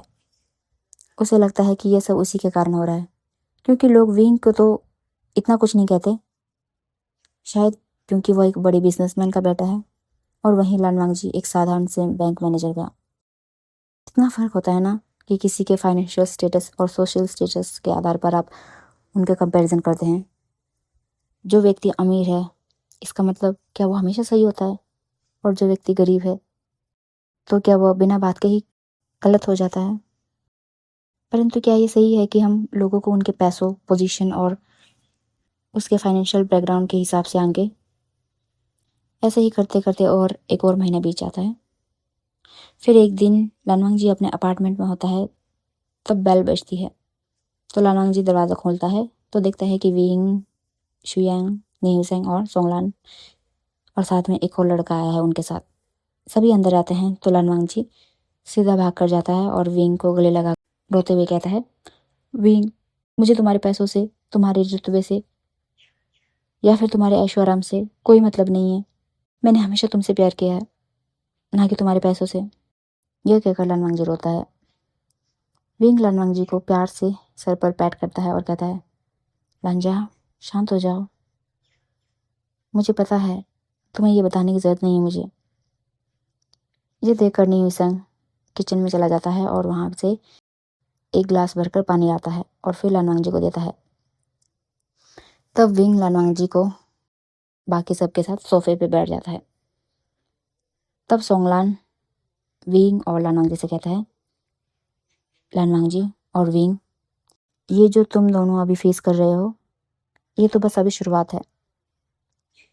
अभी बाकी मुश्किलें तो अभी आने बाकी है। अभी तो केवल अजनबी लोग तुम पे उंगली उठा रहे हैं, परंतु आने वाला कल इससे भी खतरनाक होने वाला है, क्योंकि तुम्हारे ही अपने तुम पे उंगली उठाएंगे। तुम दोनों को उसके लिए भी तैयार रहना है। हो सकता है वो तुम्हें इमोशनल ब्लैकमेल करे या फिर बहुत कुछ। तभी विंग कहता है, सोंगलान, अब मुझे कुछ फ़र्क नहीं पड़ता किसी चीज़ से भी। लान वांगजी के अलावा कोई मेरी ज़िंदगी में नहीं आ सकता। फिर लान वांगजी भी कहता है, हम लेंस एक बार ही प्यार करते हैं और शादी भी एक बार करते हैं।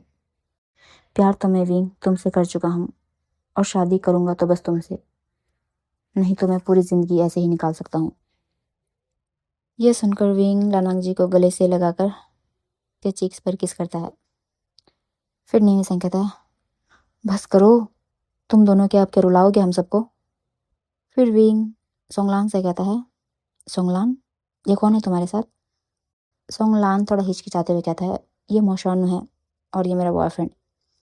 ये सुनकर तो लान वांगजी विंग के साथ साथ बाकी शुयांग और नी भी हैरान हो जाते हैं। फिर सोंगलान उन्हें बताता है कि मैंने अपने घर में बताया मेरे और मोशानु के रिश्ते के बारे में, तो उन्होंने कुछ दिन पहले ही मुझे अपने घर से निकाल दिया है।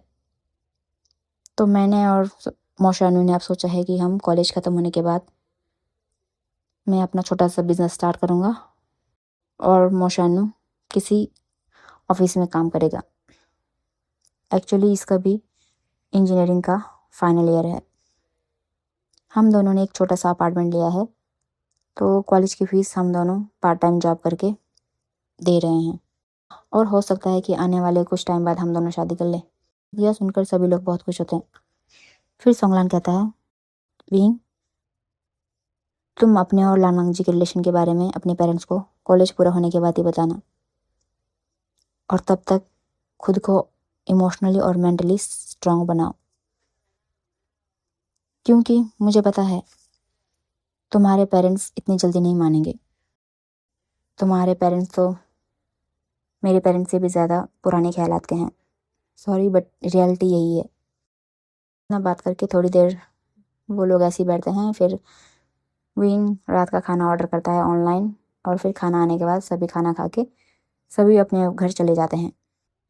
विंग जाने वाला होता है, तभी वह किसी बहाने से अंदर आता है और फिर लान वांगजी को चिक्स पर किस करके भाग जाता है। लान वांगजी यह देख के स्माइल करता है। अब हम देखते हैं कि सुबह हो चुकी है और लान वांगजी कॉलेज के लिए रेडी हो रहा है, परंतु आज उसके दिल में किसी प्रकार का डर नहीं है। उसे इस बात की चिंता नहीं है कि स्टूडेंट अब उस पर क्या कमेंट करेंगे या फिर उसे वो क्या समझते हैं। उसे अब इन चीज़ों से कोई फ़र्क नहीं पड़ता।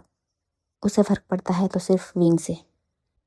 हम देखते हैं कि लान वांगजी हमेशा की तरह कॉलेज के लिए निकलता है और फिर जैसे ही कॉलेज गेट में एंटर करता है, एक पल के लिए वह वहाँ रुक जाता है और फिर एक गहरी सांस लेते हुए वह अंदर जाने लगता है। वह किसी को भी ना देखता हुआ, सबको इग्नोर करता हुआ सीधा जाता है अपने क्लासरूम में और फिर वहाँ बैठ जाता है। कुछ ही टाइम बाद विंग और बाकी उनके फ्रेंड्स भी वहाँ आ जाते हैं और सभी लोग लान वांगजी के इधर उधर बैठ जाते हैं। थोड़ी देर में मियान मियान भी अपने कुछ फ्रेंडों के साथ आती है और फिर वह कुछ कहने वाली होती है, तभी क्लास टीचर आ जाते हैं। तो मियान मियान और उसके फ्रेंड्स अपनी सीट पे वापस चले जाते हैं। फिर टीचर आके उनको कुछ नोट्स देता है और कहता है कि एग्ज़ाम की तैयारियां करो, क्योंकि अब बहुत जल्द तुम्हारे एग्ज़ाम आने वाले हैं।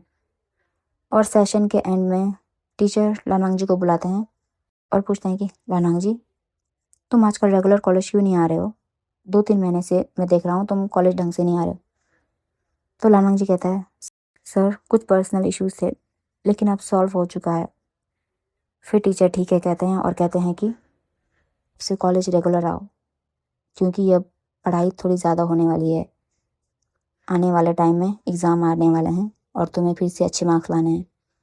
यह कहकर टीचर भी बाहर चला जाता है और लानवांग जी अपनी सीट पे आके बैठ जाता है। जिसे नहीं कट होता है। अब हम देखते हैं कि लंच टाइम हो चुका है। लानवांग जी, विंग, शुयांग, नीविसेंग और सोंगलान सभी लंच कर रहे हैं। तभी मियान मियान आती है अपने फ्रेंडों के साथ और फिर वह लानवांग जी के सामने खड़ी हो जाती है और कहती है, लानवांग जी प्लीज़ हमें माफ़ कर दो। हमने 2-3 महीनों से तुम्हें बहुत परेशान किया और जब तुम हमारी वजह से इतने दिन कॉलेज नहीं आए तो हमें रियलाइज़ हुआ कि हम कितनी गलत थे तुम्हें और विभूषण को लेकर। क्योंकि प्यार तो किसी से भी हो सकता है, उसके लिए हम किसी को जेंडर स्पेसिफिक नहीं कह सकते कि प्यार लड़का को लड़की से या फिर लड़की को लड़के से ही होना चाहिए। प्यार तो प्यार है, बस हो जाता है। मुझे मुझे उम्मीद है कि तुम हमें माफ़ कर दोगे। यह कहकर मियाँ मियाँ चली जाती है। लानवांग जी और विंग एक दूसरे को देखते हैं और स्माइल करते हैं। अब हम देखते हैं कि लानवांग जी और विंग को लोगों से कुछ फ़र्क नहीं पड़ता। बहुत से लोग हैं जो लानवांग जी और विंग को अब नॉर्मल नज़रों से देखते हैं, मतलब उन पे कोई गलत कमेंट पास नहीं करता है या फिर कुछ ऐसे अनाप शनाप नहीं बकते। परंतु कुछ एक लोग ऐसे हैं जो अभी भी ऐसा कहते हैं, क्योंकि हम सोसाइटी के हर लोग को तो नहीं बदल सकते ना। उनकी जो मेंटेलिटी है, जो बचपन से चलती आई है, वो उसी को फॉलो करेंगे। हम चाह कर भी उसको चेंज नहीं कर सकते। अब हम देखते हैं कि इस तरह से दिन गुजरते जाते हैं और इनका फाइनल एग्ज़ाम का दिन भी आ जाता है। विंग और लानवांग जी बहुत मेहनत करते हैं और हम देखते हैं कि लगभग 1 महीने के अंदर उनका पूरा एग्ज़ाम ख़त्म हो जाता है। मीन्स थ्योरी और प्रैक्टिकल सब एक साथ मिलकर, और उनके रिजल्ट आने के लिए ऑलमोस्ट 1 मंथ है। इन दिनों लानवांग जी और विंग 1 मंथ फुल एंजॉय करते हैं। वह कहीं दूर दूर जाते हैं घूमने के लिए। हर दिन वह कहीं ना कहीं घूमने जाते हैं, क्योंकि वह दोनों जानते थे कि आने वाला कल का कुछ भरोसा नहीं है। हो सकता है वह उनके हित में हो या फिर हो सकता है कि वह उनके हित में ना हो। इसलिए वह चाहते हैं कि जितना भी समय मिला है अभी उनके पास, उसको वो खुल के जिएं। और जैसे जैसे दिन गुजरते जा रहे थे, विंग और लानवांग जी को मन में अलग सी बेचैनी और डर लगने लगा था। डर इस बात का नहीं कि रिजल्ट क्या होगा, डर इस बात का कि रिजल्ट के बाद क्या होगा, उनके घर वालों का कैसे रिएक्शन होगा, वो क्या कहेंगे, क्या वो उन दोनों के इस रिश्ते को स्वीकारेंगे या फिर पूरी ज़िंदगी उन्हें ऐसे ही अलग रहना होगा। लेकिन वह ज़्यादा ना सोचते हुए अपने प्रेजेंट के दिनों को अच्छे से जीने लगते हैं। अब हम देखते हैं कि 1 महीने भी गुजर चुका है और उनका रिजल्ट आ चुका है, जिसमें हमेशा की तरह लानवांग जी ने पूरी यूनिवर्सिटी में टॉप किया है और वहीं विवेशन ने सेकंड नंबर पे आया है। बाकी बचे बेचारे शुयांग, न्यूसेंग और सोंगलान उड़ते उड़ते बचे हैं। पांचों उस दिन यानी कि विंग, लानवांग जी, शुयांग, न्यूसेंग, सोंगलान और एक और छठा यानी कि मोशानु, शुयांग के फार्म हाउस जाते हैं और वहीं पार्टी करते हैं। विंग अपने घर में अपना रिजल्ट बता देता है और वो अपनी मदर को कहता है कि आज वो यहीं पार्टी करेगा। सेम लानवांग जी ने भी अपने फादर और गागा को बता दिया था कि वह भी आज उसने भी कॉलेज में टॉप कर लिया है, तो वह भी अपने फ्रेंडों के साथ पार्टी करेगा। वहीं हम देखते हैं विंग, शुयांग और न्यूसेंग तीनों ने जमकर ड्रिंक किया है। वहीं दूसरी तरफ सोंगलान, मोशान्यू और लानवांग जी बिल्कुल ड्रिंक नहीं करते और लगभग रात के 12 बजे तक सभी सोने चले जाते हैं।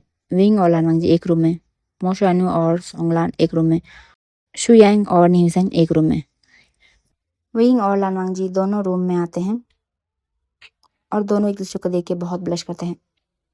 तब विंग कहता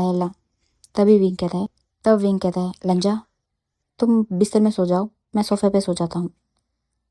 लानवांग जी कहता है विंग, हम दोनों बेड में सो सकते हैं। विंग कहता है, आर यू श्योर लंजा? लानवांग जी करता है। और फिर दोनों बेड के एक एक साइड में लेट जाते हैं। दोनों के दिलों की धड़कन बहुत बढ़ी हुई है और पेट में बहुत सारे बटरफ्लाइज उड़ रहे हैं। दोनों एक दूसरे के प्रेजेंस में बहुत ही हॉट फील कर रहे हैं। दोनों को ऐसा लगता है मानो उनका गला सूख रहा हो। विंग तो लानवांग जी को अपने इतने करीब देखकर एक गल्प करता है। फिर विंग लानवांग जी से कहता है, लंजा? लानवांग जी कहते हैं, हाँ विंग। विंग कहता है, क्या हम बस किस कर सकते हैं? प्रॉमिस, मैं आगे कुछ नहीं करूँगा। लानवांग जी कहते हैं, ठीक है। फिर उसके बाद विंग धीरे धीरे लानवांग जी के ऊपर आता है और फिर उसके लिप्स पे अपने लिप्स रखकर धीरे धीरे किस करने लगता है।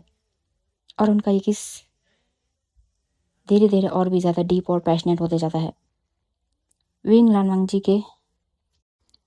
जी के माउथ के हर एक कोने को एक्सप्लोर करने लगता है अपनी टंग से।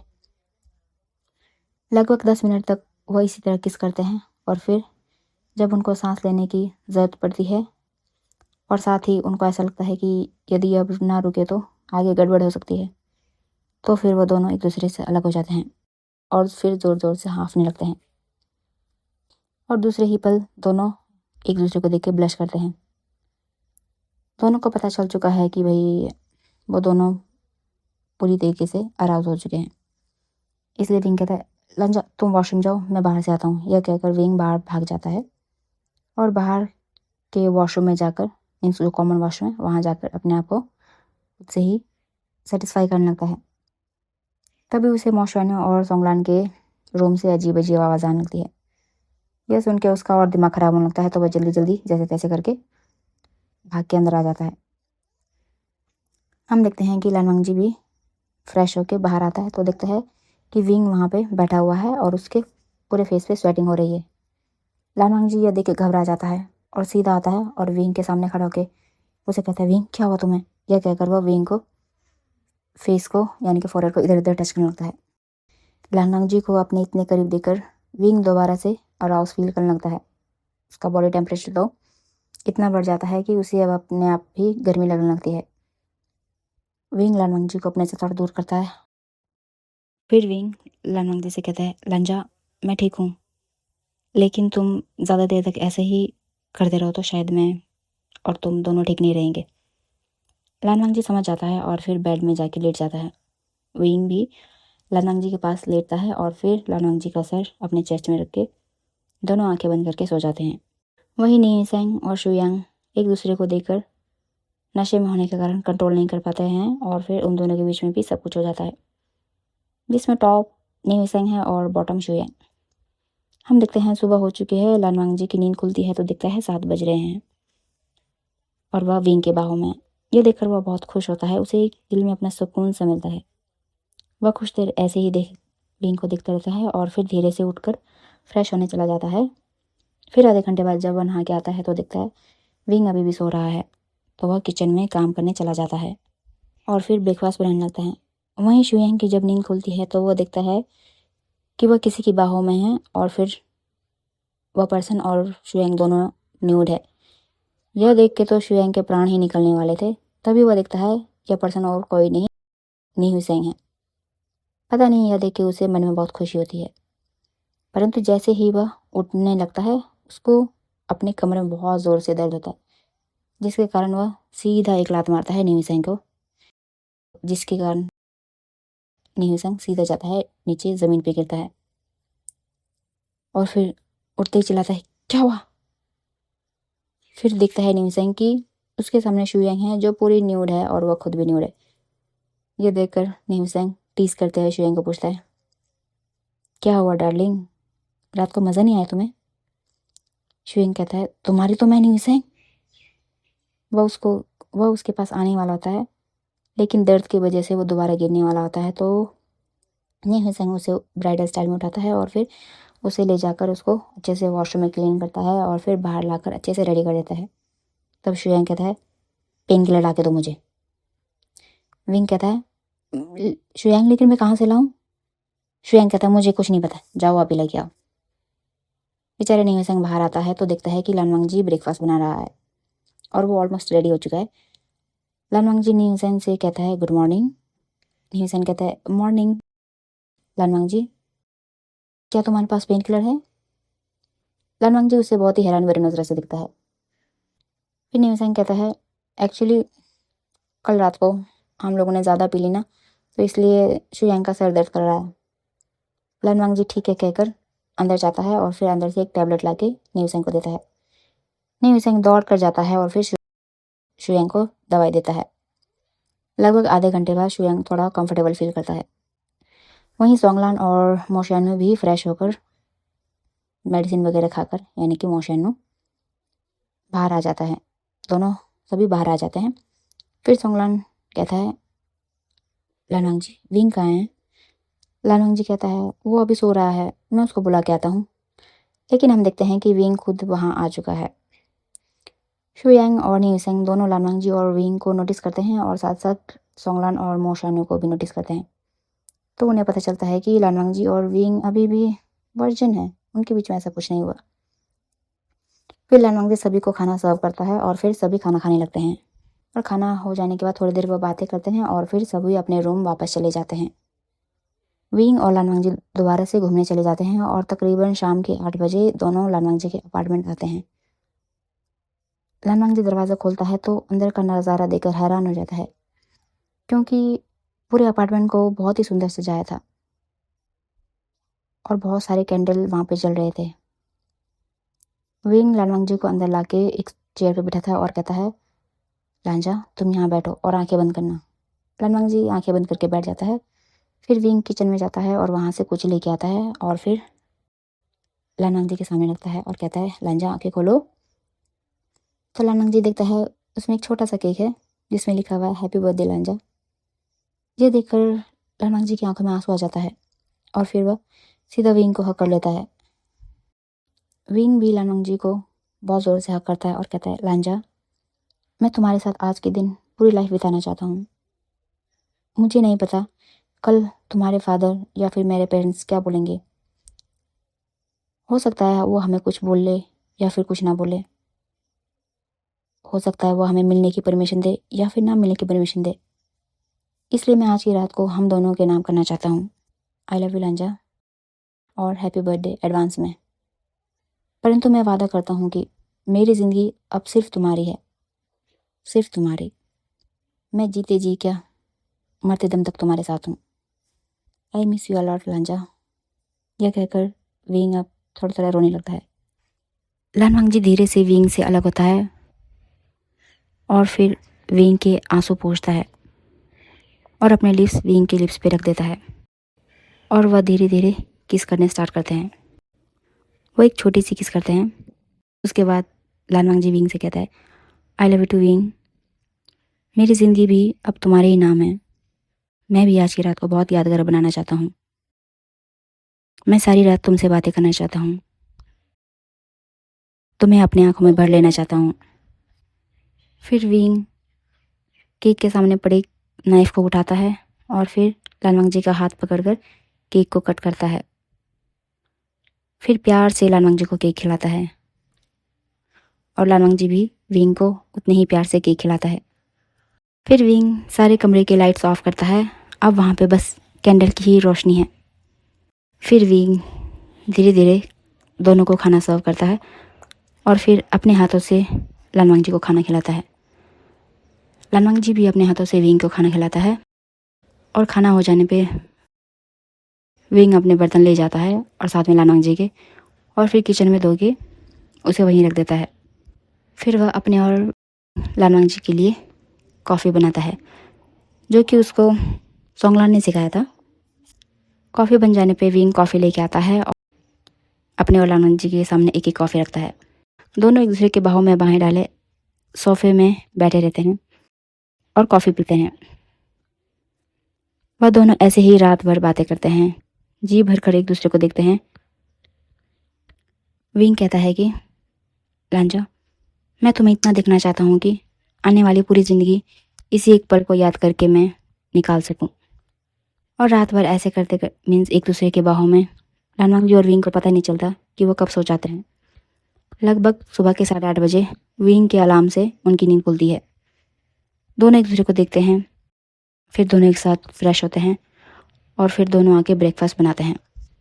और ब्रेकफास्ट बनने के बाद दोनों फिर एक साथ ब्रेकफास्ट करते हैं और फिर एक साथ किचन में जाकर बर्तन को धोकर वहीं रखते हैं। तब लानवांग जी विंग को हग करता है और फिर आंखों में आंसू लिए कहता है, विंग तुम हमेशा मुझे याद करोगे ना, चाहे कहीं भी हो, चाहे हम कहीं भी रहें, कैसे भी रहें। ये सुन के विंग कहता है, लंजा तुम्हें याद ना करना मतलब इस दुनिया से मेरा अस्तित्व मिट जाना है। तुम्हें मैं इस जन्म में तो क्या, हर जन्म में याद रखूंगा।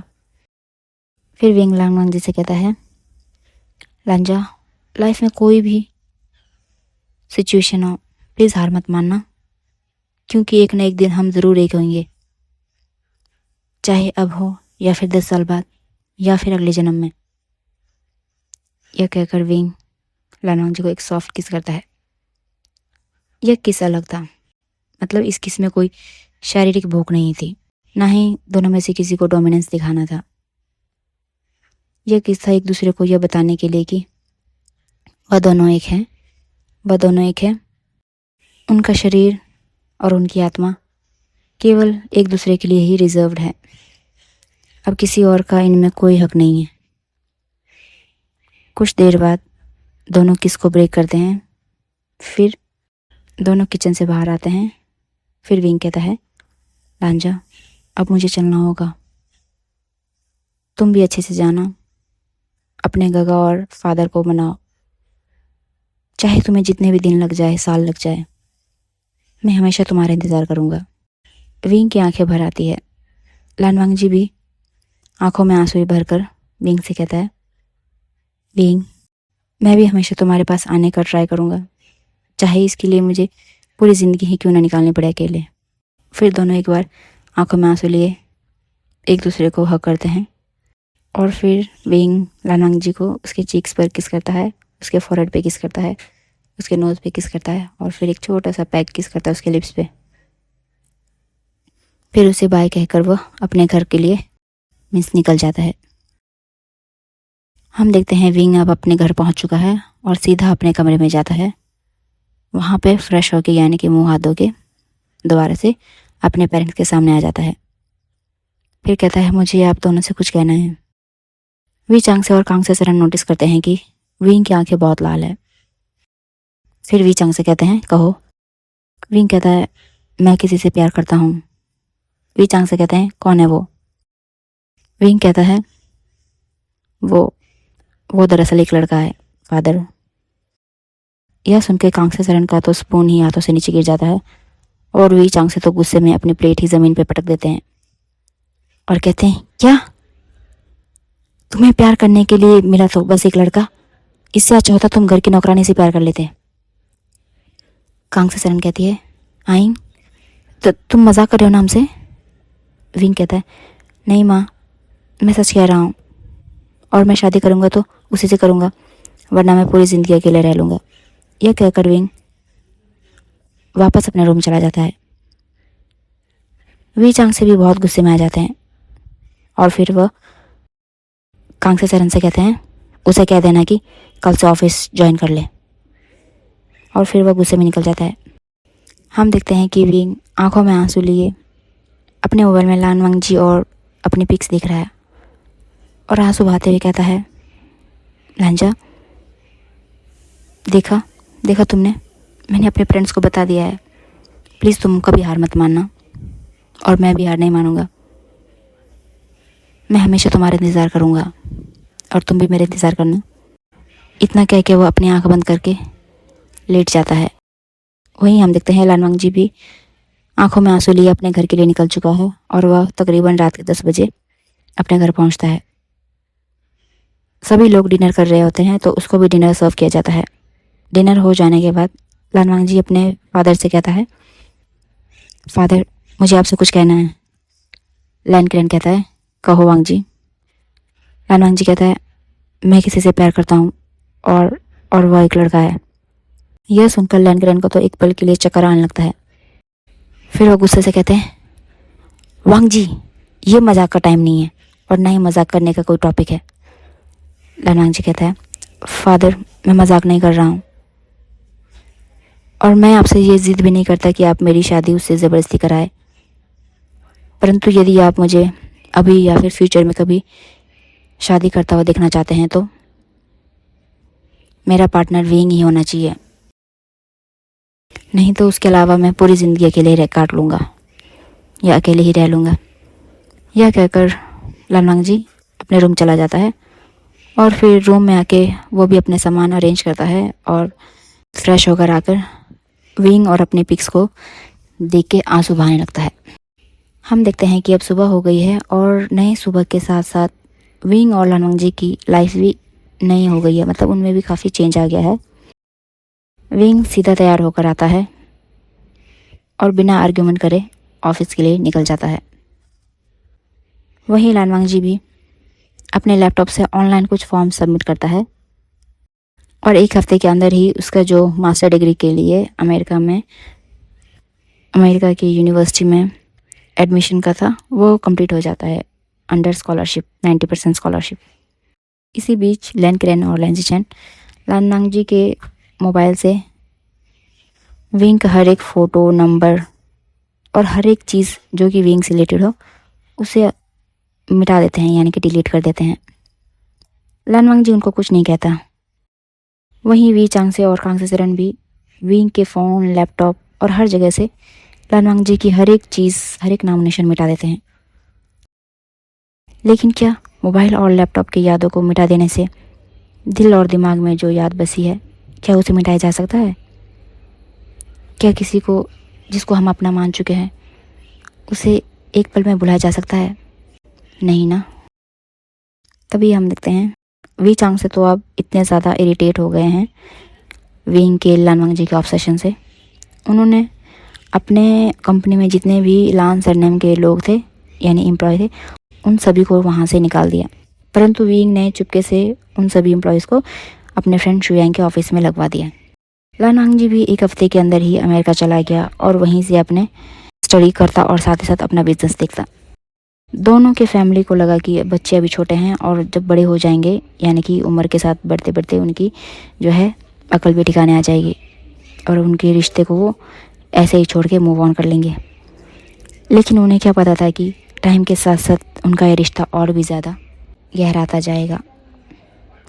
विंग और लानवांग जी जितने एक दूसरे से दूर थे, परंतु उनके मन और दिल दिमाग एक दूसरे के उतने ही करीब थे। वो भले ही आपस में कभी बात ना करते हो, कभी मैसेज ना करते हो, परंतु वो हमेशा एक दूसरे को याद करते। दिन में जितने मर्जी वो बिज़ी हो, परंतु रात का समय हमेशा उन दोनों का एक दूसरे के लिए ही होता था। देखते ही देखते दिन गुजरे, महीने गुजरे और फिर महीने कब साल में बदल गए पता नहीं चला और ऐसे करते करते तकरीबन 5 साल बीत गए। वी चांग से, कांग से सरन और लैनग्रेन देखते हैं कि उनके बच्चे ऐसा लगता मानो मुरझा से गए हो, उनकी ज़िंदगी कहीं छिन सी गई हो, लेकिन फिर भी वो अभी अपने ज़िद में अड़े रहे। वो सोचते थे शायद आने वाले समय में उनके बच्चे मान जाएंगे, परंतु दोनों हमेशा एक दूसरे को याद करते थे। विंग ने तो अब अपने पेरेंट्स से भी बहुत ही लिमिटेड बातें स्टार्ट कर दी थी, मतलब इतना भी कम नहीं, बट ये था कि जो इम्पोर्टेंट बात है बस वही करना है, एक्स्ट्रा कुछ भी नहीं। वहीं लानवांग जी भी अपने फादर और लैंजीचेन से बहुत कम बातें करता था और ऐसे ही देखते देखते और 2 साल बीत जाते हैं, यानी कि अब टोटल 7 साल हो चुके हैं विंग और लानवांग जी को अलग हुए। तभी एक दिन लानवांग जी को लैनग्रेन और लैंजीचेन का कॉल आता है। लानवांग जी कॉल पिक करता है तो उसे पता चलता है कि लैंजीचेन की शादी है जिसके लिए उसे चाइना वापस जाना पड़ेगा। फिर लानवांग जी चाइना वापस आ जाता है। वहाँ पे वो लैंजीचेन की शादी अटेंड करता है और अपने शाओजी से मिलता है जो कि है जियान यानली। और फैमिली फंक्शन के दौरान ही बातों बातों में यानली उनको बताती है कि उनका जो भाई है जियांगचेन वो अपने हस्बैंड के साथ कोरिया में रहता है। हस्बैंड शब्द सुन के लैन सिचैन और लैन कुरैन बहुत हैरान होते हैं, परंतु वो कुछ नहीं कहते। फिर लानवांग जी लगभग 15 दिन बाद वापस चला जाता है अमेरिका। लैन कुरैन और लैन सिचैन ने उसे रोकने की बहुत कोशिश की, परंतु वह नहीं माना। और फिर ऐसे ही दिन और गुजरते गए। फिर एक दिन यानली बातों ही बातों में लैन सिचैन से पूछती है, जांगफू, लानवांग जी शादी क्यों नहीं करना चाहते? तब लैन सिचैन हिचकिचाते हुए कहते हैं कि यानली वो शादी नहीं करेगा। यानली पूछते हैं क्यों? लैन सिचैन कहते हैं क्योंकि वह किसी लड़के से प्यार करता है और उसने कहा है कि वो शादी करेगा तो बस उसी से, उसके अलावा किसी से नहीं। फिर यानली कहती है कि जांगफू, प्यार किसी की जेंडर देख के या फिर फेस या पैसे धन दौलत देख के नहीं किया जाता। प्यार तो हमें उसकी अच्छाई, उसका नेचर और बिहेवियर से होता है। और प्यार कोई चीज़ नहीं है जो कि आज एक से है तो कल दूसरे से हो जाए। यह तो एक एहसास है जो सिर्फ हमें एक बार ही होता है, उसके बाद तो बस फॉर्मेलिटी होती है या फिर नाटक। फिर यानली कहती है, मेल होकर मेल से प्यार करने में कोई प्रॉब्लम नहीं है। यदि आपके दिल एक दूसरे के लिए धड़कते हों तो एक दूसरे का होना ही अच्छा है। यह कहकर यानली किचन में चली जाती है। लैन सिचैन बहुत सोचते हैं। उन्हें यानली की बातें काफ़ी हद तक सही लगती है, परंतु वह भी अपने फादर के सामने असमर्थ है उन्हें समझाने में। वहीं हम देखते हैं वी चांगसे और कांगसे सरन आजकल बहुत उदास रहने लगे हैं, क्योंकि विंग अब एक रिस्पॉन्सिबल बेटा तो बन चुका है, परंतु उसकी मासूमियत, वो नटखटपन और उसके फेस पे वो बनी स्माइल मानो कहीं खो सा गया है। विंग ऐसा लगता है मानो दुनिया की भीड़ में भी अकेला है। वी चांगसे और कांगसे सरन जब दूसरे के बच्चों को खुश देखते हैं तो उन्हें अपने विंग को देख बहुत दुख होता है दिल में। और ऐसे देखते देखते और 3 साल गुजर जाते हैं, यानी कि अब टोटल 10 साल हो चुके हैं। अब हम देखते हैं लानवांग जी अमेरिका में एक बहुत ही बड़ा सक्सेसफुल बिजनेसमैन बन गया है। उसका नाम अमेरिका के टॉप 5 बिजनेसमैन में आता है और विंग अभी भी चाइना के टॉप 1 बिजनेसमैन की लिस्ट में बरकरार है। तभी एक दिन वी चांगसे और कांगसे सरन को नी मिंजू इनवाइट करते हैं न्यू हिसेंग की शादी के लिए। जब वो लोग यानी कि वी चांगसे और कांगसे सरन इनविटेशन कार्ड को पढ़ते हैं तो वो हैरान हो जाते हैं, क्योंकि न्यू हिसेंग का हस्बैंड और कोई नहीं, शुयांग है। फिर वी चांगसे, कांगसे सरन और विंग न्यू हिसेंग की शादी में जाते हैं। तब वी चांगसे और कांगसे सरन नोटिस करते हैं कि न्यू हिसेंग और शुयांग बहुत खुश हैं, सेम बाकी जैसे जो नॉर्मल कपल होते हैं सेम वैसे ही। तब उन दोनों को उस टाइम कुछ एहसास होता है। वो विंग को देखते हैं जो कि बहुत अकेला है, तन्हा है, उसे भी किसी पार्टनर की जरूरत है। विंग अपने पेरेंट के साथ स्टेज पे जाता है और फिर न्यू हिसेंग और शुयांग को कॉन्ग्रेचुलेशन कहता है और लगभग 1 घंटे के बाद वो पार्टी से वापस आ जाता है अपने पेरेंट्स के साथ। मेंशन में आने के बाद सीधा वो अपने कमरे में जाता है और फिर कमरा बंद करके बहुत ज़ोर ज़ोर से रोता है। आज उसे लानवांग जी की बहुत याद आती है, न्यू हिसेंग और शुयांग को एक साथ देखकर। तो आज इतने सालों का दर्द आज वो पूरी तरीके से निकालने लगता है। इतने सालों से उसने जो दर्द छुपा के रखा था उसे वो आज निकाल देता है। विंग की रोने की आवाज़ वी चांगसे और कांगसे सरन बाहर तक सुनते हैं। वो देख पाते हैं कि उनका बेटा कितना पेन में है, कितना दर्द झेल रहा है। तब कांगसे सरन वी चांगसे से कहती है, चांगसे, क्या हम अपने बेटे के लिए ये सो कॉल्ड सोसाइटी के रूल्स को तोड़ नहीं सकते? क्या अब आपके लिए आपके बेटे से ज़्यादा इम्पोर्टेंट सोसाइटी है? यह कहकर चांगसे भी रोने लगती है और फिर वह अपने रूम चली जाती है। वही चांगसे काफ़ी देर तक अपने बेटे की यही रोने की आवाज़ सुनता रहता है। लगभग 2 घंटे बाद विंग शायद सो जाता है, क्योंकि तब उसकी रोने की आवाज़ें बंद हो गई थी। अब हम देखते हैं सुबह हो चुकी है। विंग जब उठता है और फिर तैयार होकर नीचे आता है तो देखता है उसके पेरेंट्स कहीं गए हैं। वो माइंड नहीं करता और अपना ब्रेकफास्ट करके ऑफिस निकल जाता है। लगभग 2 दिन तक वी चांगसे और कांगसे सरन नहीं लौटते और विंग उनसे कुछ पूछता भी नहीं है। 2 दिन बाद वी चांगसे और कांगसे सरन आते हैं तो वो कहते हैं कि 10 दिन बाद उनके किसी रिलेटिव की शादी है, यानी कि विंग की कज़न की शादी, तो चलो शॉपिंग करनी है।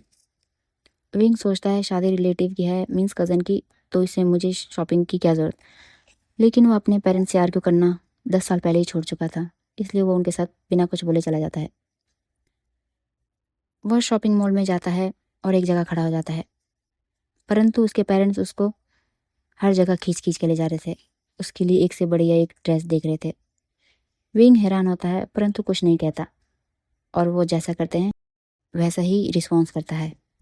तभी कांगसेचरण एक बहुत ही सुंदर सा वाइट कलर का कोट जिसमें कि रेड कलर की कुछ एम्ब्रॉयडरी करी हुई है उसके एजेस में, बहुत ही सुंदर लग रहा है, वह विंग के लिए सेलेक्ट करती है और फिर वो लोग वापस आ जाते हैं। वहीं दूसरी तरफ लानांग जी को भी लैन शुचैन और लैन किरण कहते हैं कि शाओ शिंगचैन की शादी है तो इसके लिए आना होगा। लानांग जी को आने का मन तो नहीं था, परंतु फिर भी वह आ जाता है और फिर लानांग जी के आते ही उनकी भी शॉपिंग स्टार्ट हो जाती है। शादी जो है वुसू से तकरीबन 5 घंटे की दूरी पे था और ऐसे दिखते ही दिखते लगभग 9 दिन बीत जाते हैं। 9वें दिन means 9th day N Curran और उसकी पूरी फैमिली निकल जाती है वेन्यू की तरफ। वो एक दिन पहले जाते हैं ताकि एक दिन में वो आराम करके अगले दिन शादी अच्छे से अटेंड कर सके। लगभग 5 घंटे के कंटिन्यूस सफ़र के बाद वो सभी लोग अपने डेस्टिनेशन में पहुंचते हैं, फिर वहाँ से आराम करते हैं। ये दिन भी ऐसे ही गुजर जाता है। अब हम देखते हैं सुबह हो चुकी है, सभी लोग बहुत ही तैयार हो चुके हैं, मतलब सुंदर तरीके से। लैन किरैन, लैन शिचैन, शाओ शिंगचैन और यानली बहुत खुश हैं। यानली के पेरेंट्स भी आए हैं, मैडम यू और जियांग फेमियान, सब बहुत खुश हैं। बस खुश नहीं है तो सिर्फ लानवांग जी। तभी लैन शिचैन लानवांग जी को कहता है चलो शाओ शिंगचैन के साथ स्टेज पे खड़े हो जाओ जब तक उसका पार्टनर नहीं आ जाता। लानवांग जी कुछ नहीं कहता और सीधा जाके शाओ शिंगचैन के साथ खड़ा हो जाता है। 5 मिनट बाद शाओ शिंगचैन कहता है वांग जी अभी रुको, मैं वॉशरूम जाके आता हूँ। यह कह के वो वहाँ से निकल जाता है। अब स्टेज पे लानवांग जी बिल्कुल अकेला है। तभी उसी वक्त पूरे हॉल की लाइट्स बंद हो जाती है और उसी वक्त विंग अपने पेरेंट्स के साथ हॉल में एंटर करता है। अचानक लानवांग जी और विंग की दिल की धड़कन बहुत ही ज़्यादा रफ्तार पकड़ लेती है। उन्हें एक दूसरे के होने का एहसास होता है। तभी 2 स्पॉटलाइट पड़ती है, एक विंग पे और एक वांग जी पे। जैसे ही वह एक दूसरे को दिखते हैं तो वांग जी सीधा दौड़ के विंग के पास आने लगता है और विंग भी भागा भागा लानवांग जी के पास आने लगता है। इस वक्त वो पूरे लोगों को भूल जाते हैं कि हमारे आसपास भी लोग हैं। वो सीधा आते हैं, एक दूसरे को बहुत ज़ोर से हक करते हैं और आंखों में आंसू लिए काफ़ी देर तक एक दूसरे को हक करते रहते हैं। फिर विंग हक ब्रेक करता है और फिर एक पैशनेट वाला और बहुत ही हंगरी वाला किस लानवांग जी को करता है। वो काफ़ी देर तक किस करते रहते हैं। लगभग 10 मिनट में उनका किस ब्रेक होता है। तब सारी लाइट्स ऑन हो जाती है।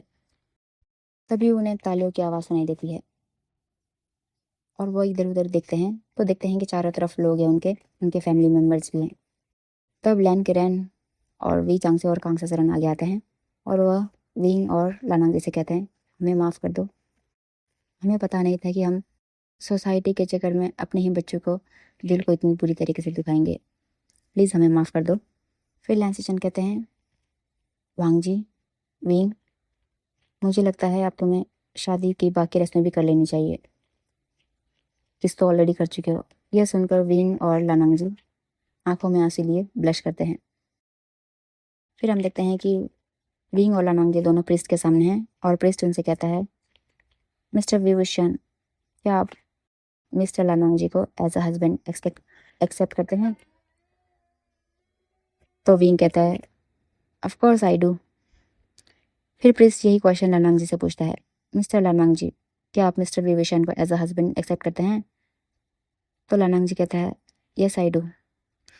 और फिर इसके बाद दोनों रिंग एक्सचेंज करते हैं और फिर एक छोटा सा किस करके अपनी शादी को लॉक करते हैं। तो प्रीस्ट कहता है अब आप दोनों हस्बैंड एंड हस्बैंड हुए। ये सुनकर विंग और लानंग जी दोबारा एक ज़ोर से हक करते हैं। यह देखकर विंग और लानंग जी उनकी फैमिलीज़ के भी आंखों में आंसू आ जाते हैं। तब उनके फैमिलीज़ ये सोचते हैं कि इतने सालों तक हम कितने गलत थे। हमने सोसाइटी के बारे में सोचा परंतु हमने कभी अपने बच्चे के बारे में सोचा नहीं और इतने सालों तक उन्हें तड़पाया। तभी न्यू सिंह आता है और कहता है बस बस, तुम दोनों क्या अब हनीमून भी यही मनाओगे। और फिर सभी हंसने लगते हैं। अब हम देखते हैं कि सीधा वेडिंग नाइट का सीन है। विंग लानवंग जी के ऊपर है और उसे पूरे पैशनेट तरीके से किस कर रहा है और एक हाथ से वह लानवंग जी को प्रिपेयर कर रहा है और दूसरे हाथ इसके पूरे बॉडी पार्ट्स को एक्सप्लोर कर रहा है। जब उसे लगता है कि लानवंग जी अब पूरी तरीके से रेडी हो गया है तो वो अपना एवरीडे मीन्स एवरीडे वाला सेशन स्टार्ट कर देता है। और हाँ फ्रेंड्स, जैसा कि आप लोगों को पता है इनका ये सेशन जल्दी फिनिश नहीं होता है परंतु हमें कुछ ज़्यादा ही टाइम हो चुका है तो इसलिए मैं हमारा ये वन शॉट एफ यहीं एंड करती हूँ। तो मिलते हैं मेरे नेक्स्ट एफ में, तब तक के लिए बाय बाय, टेक केयर।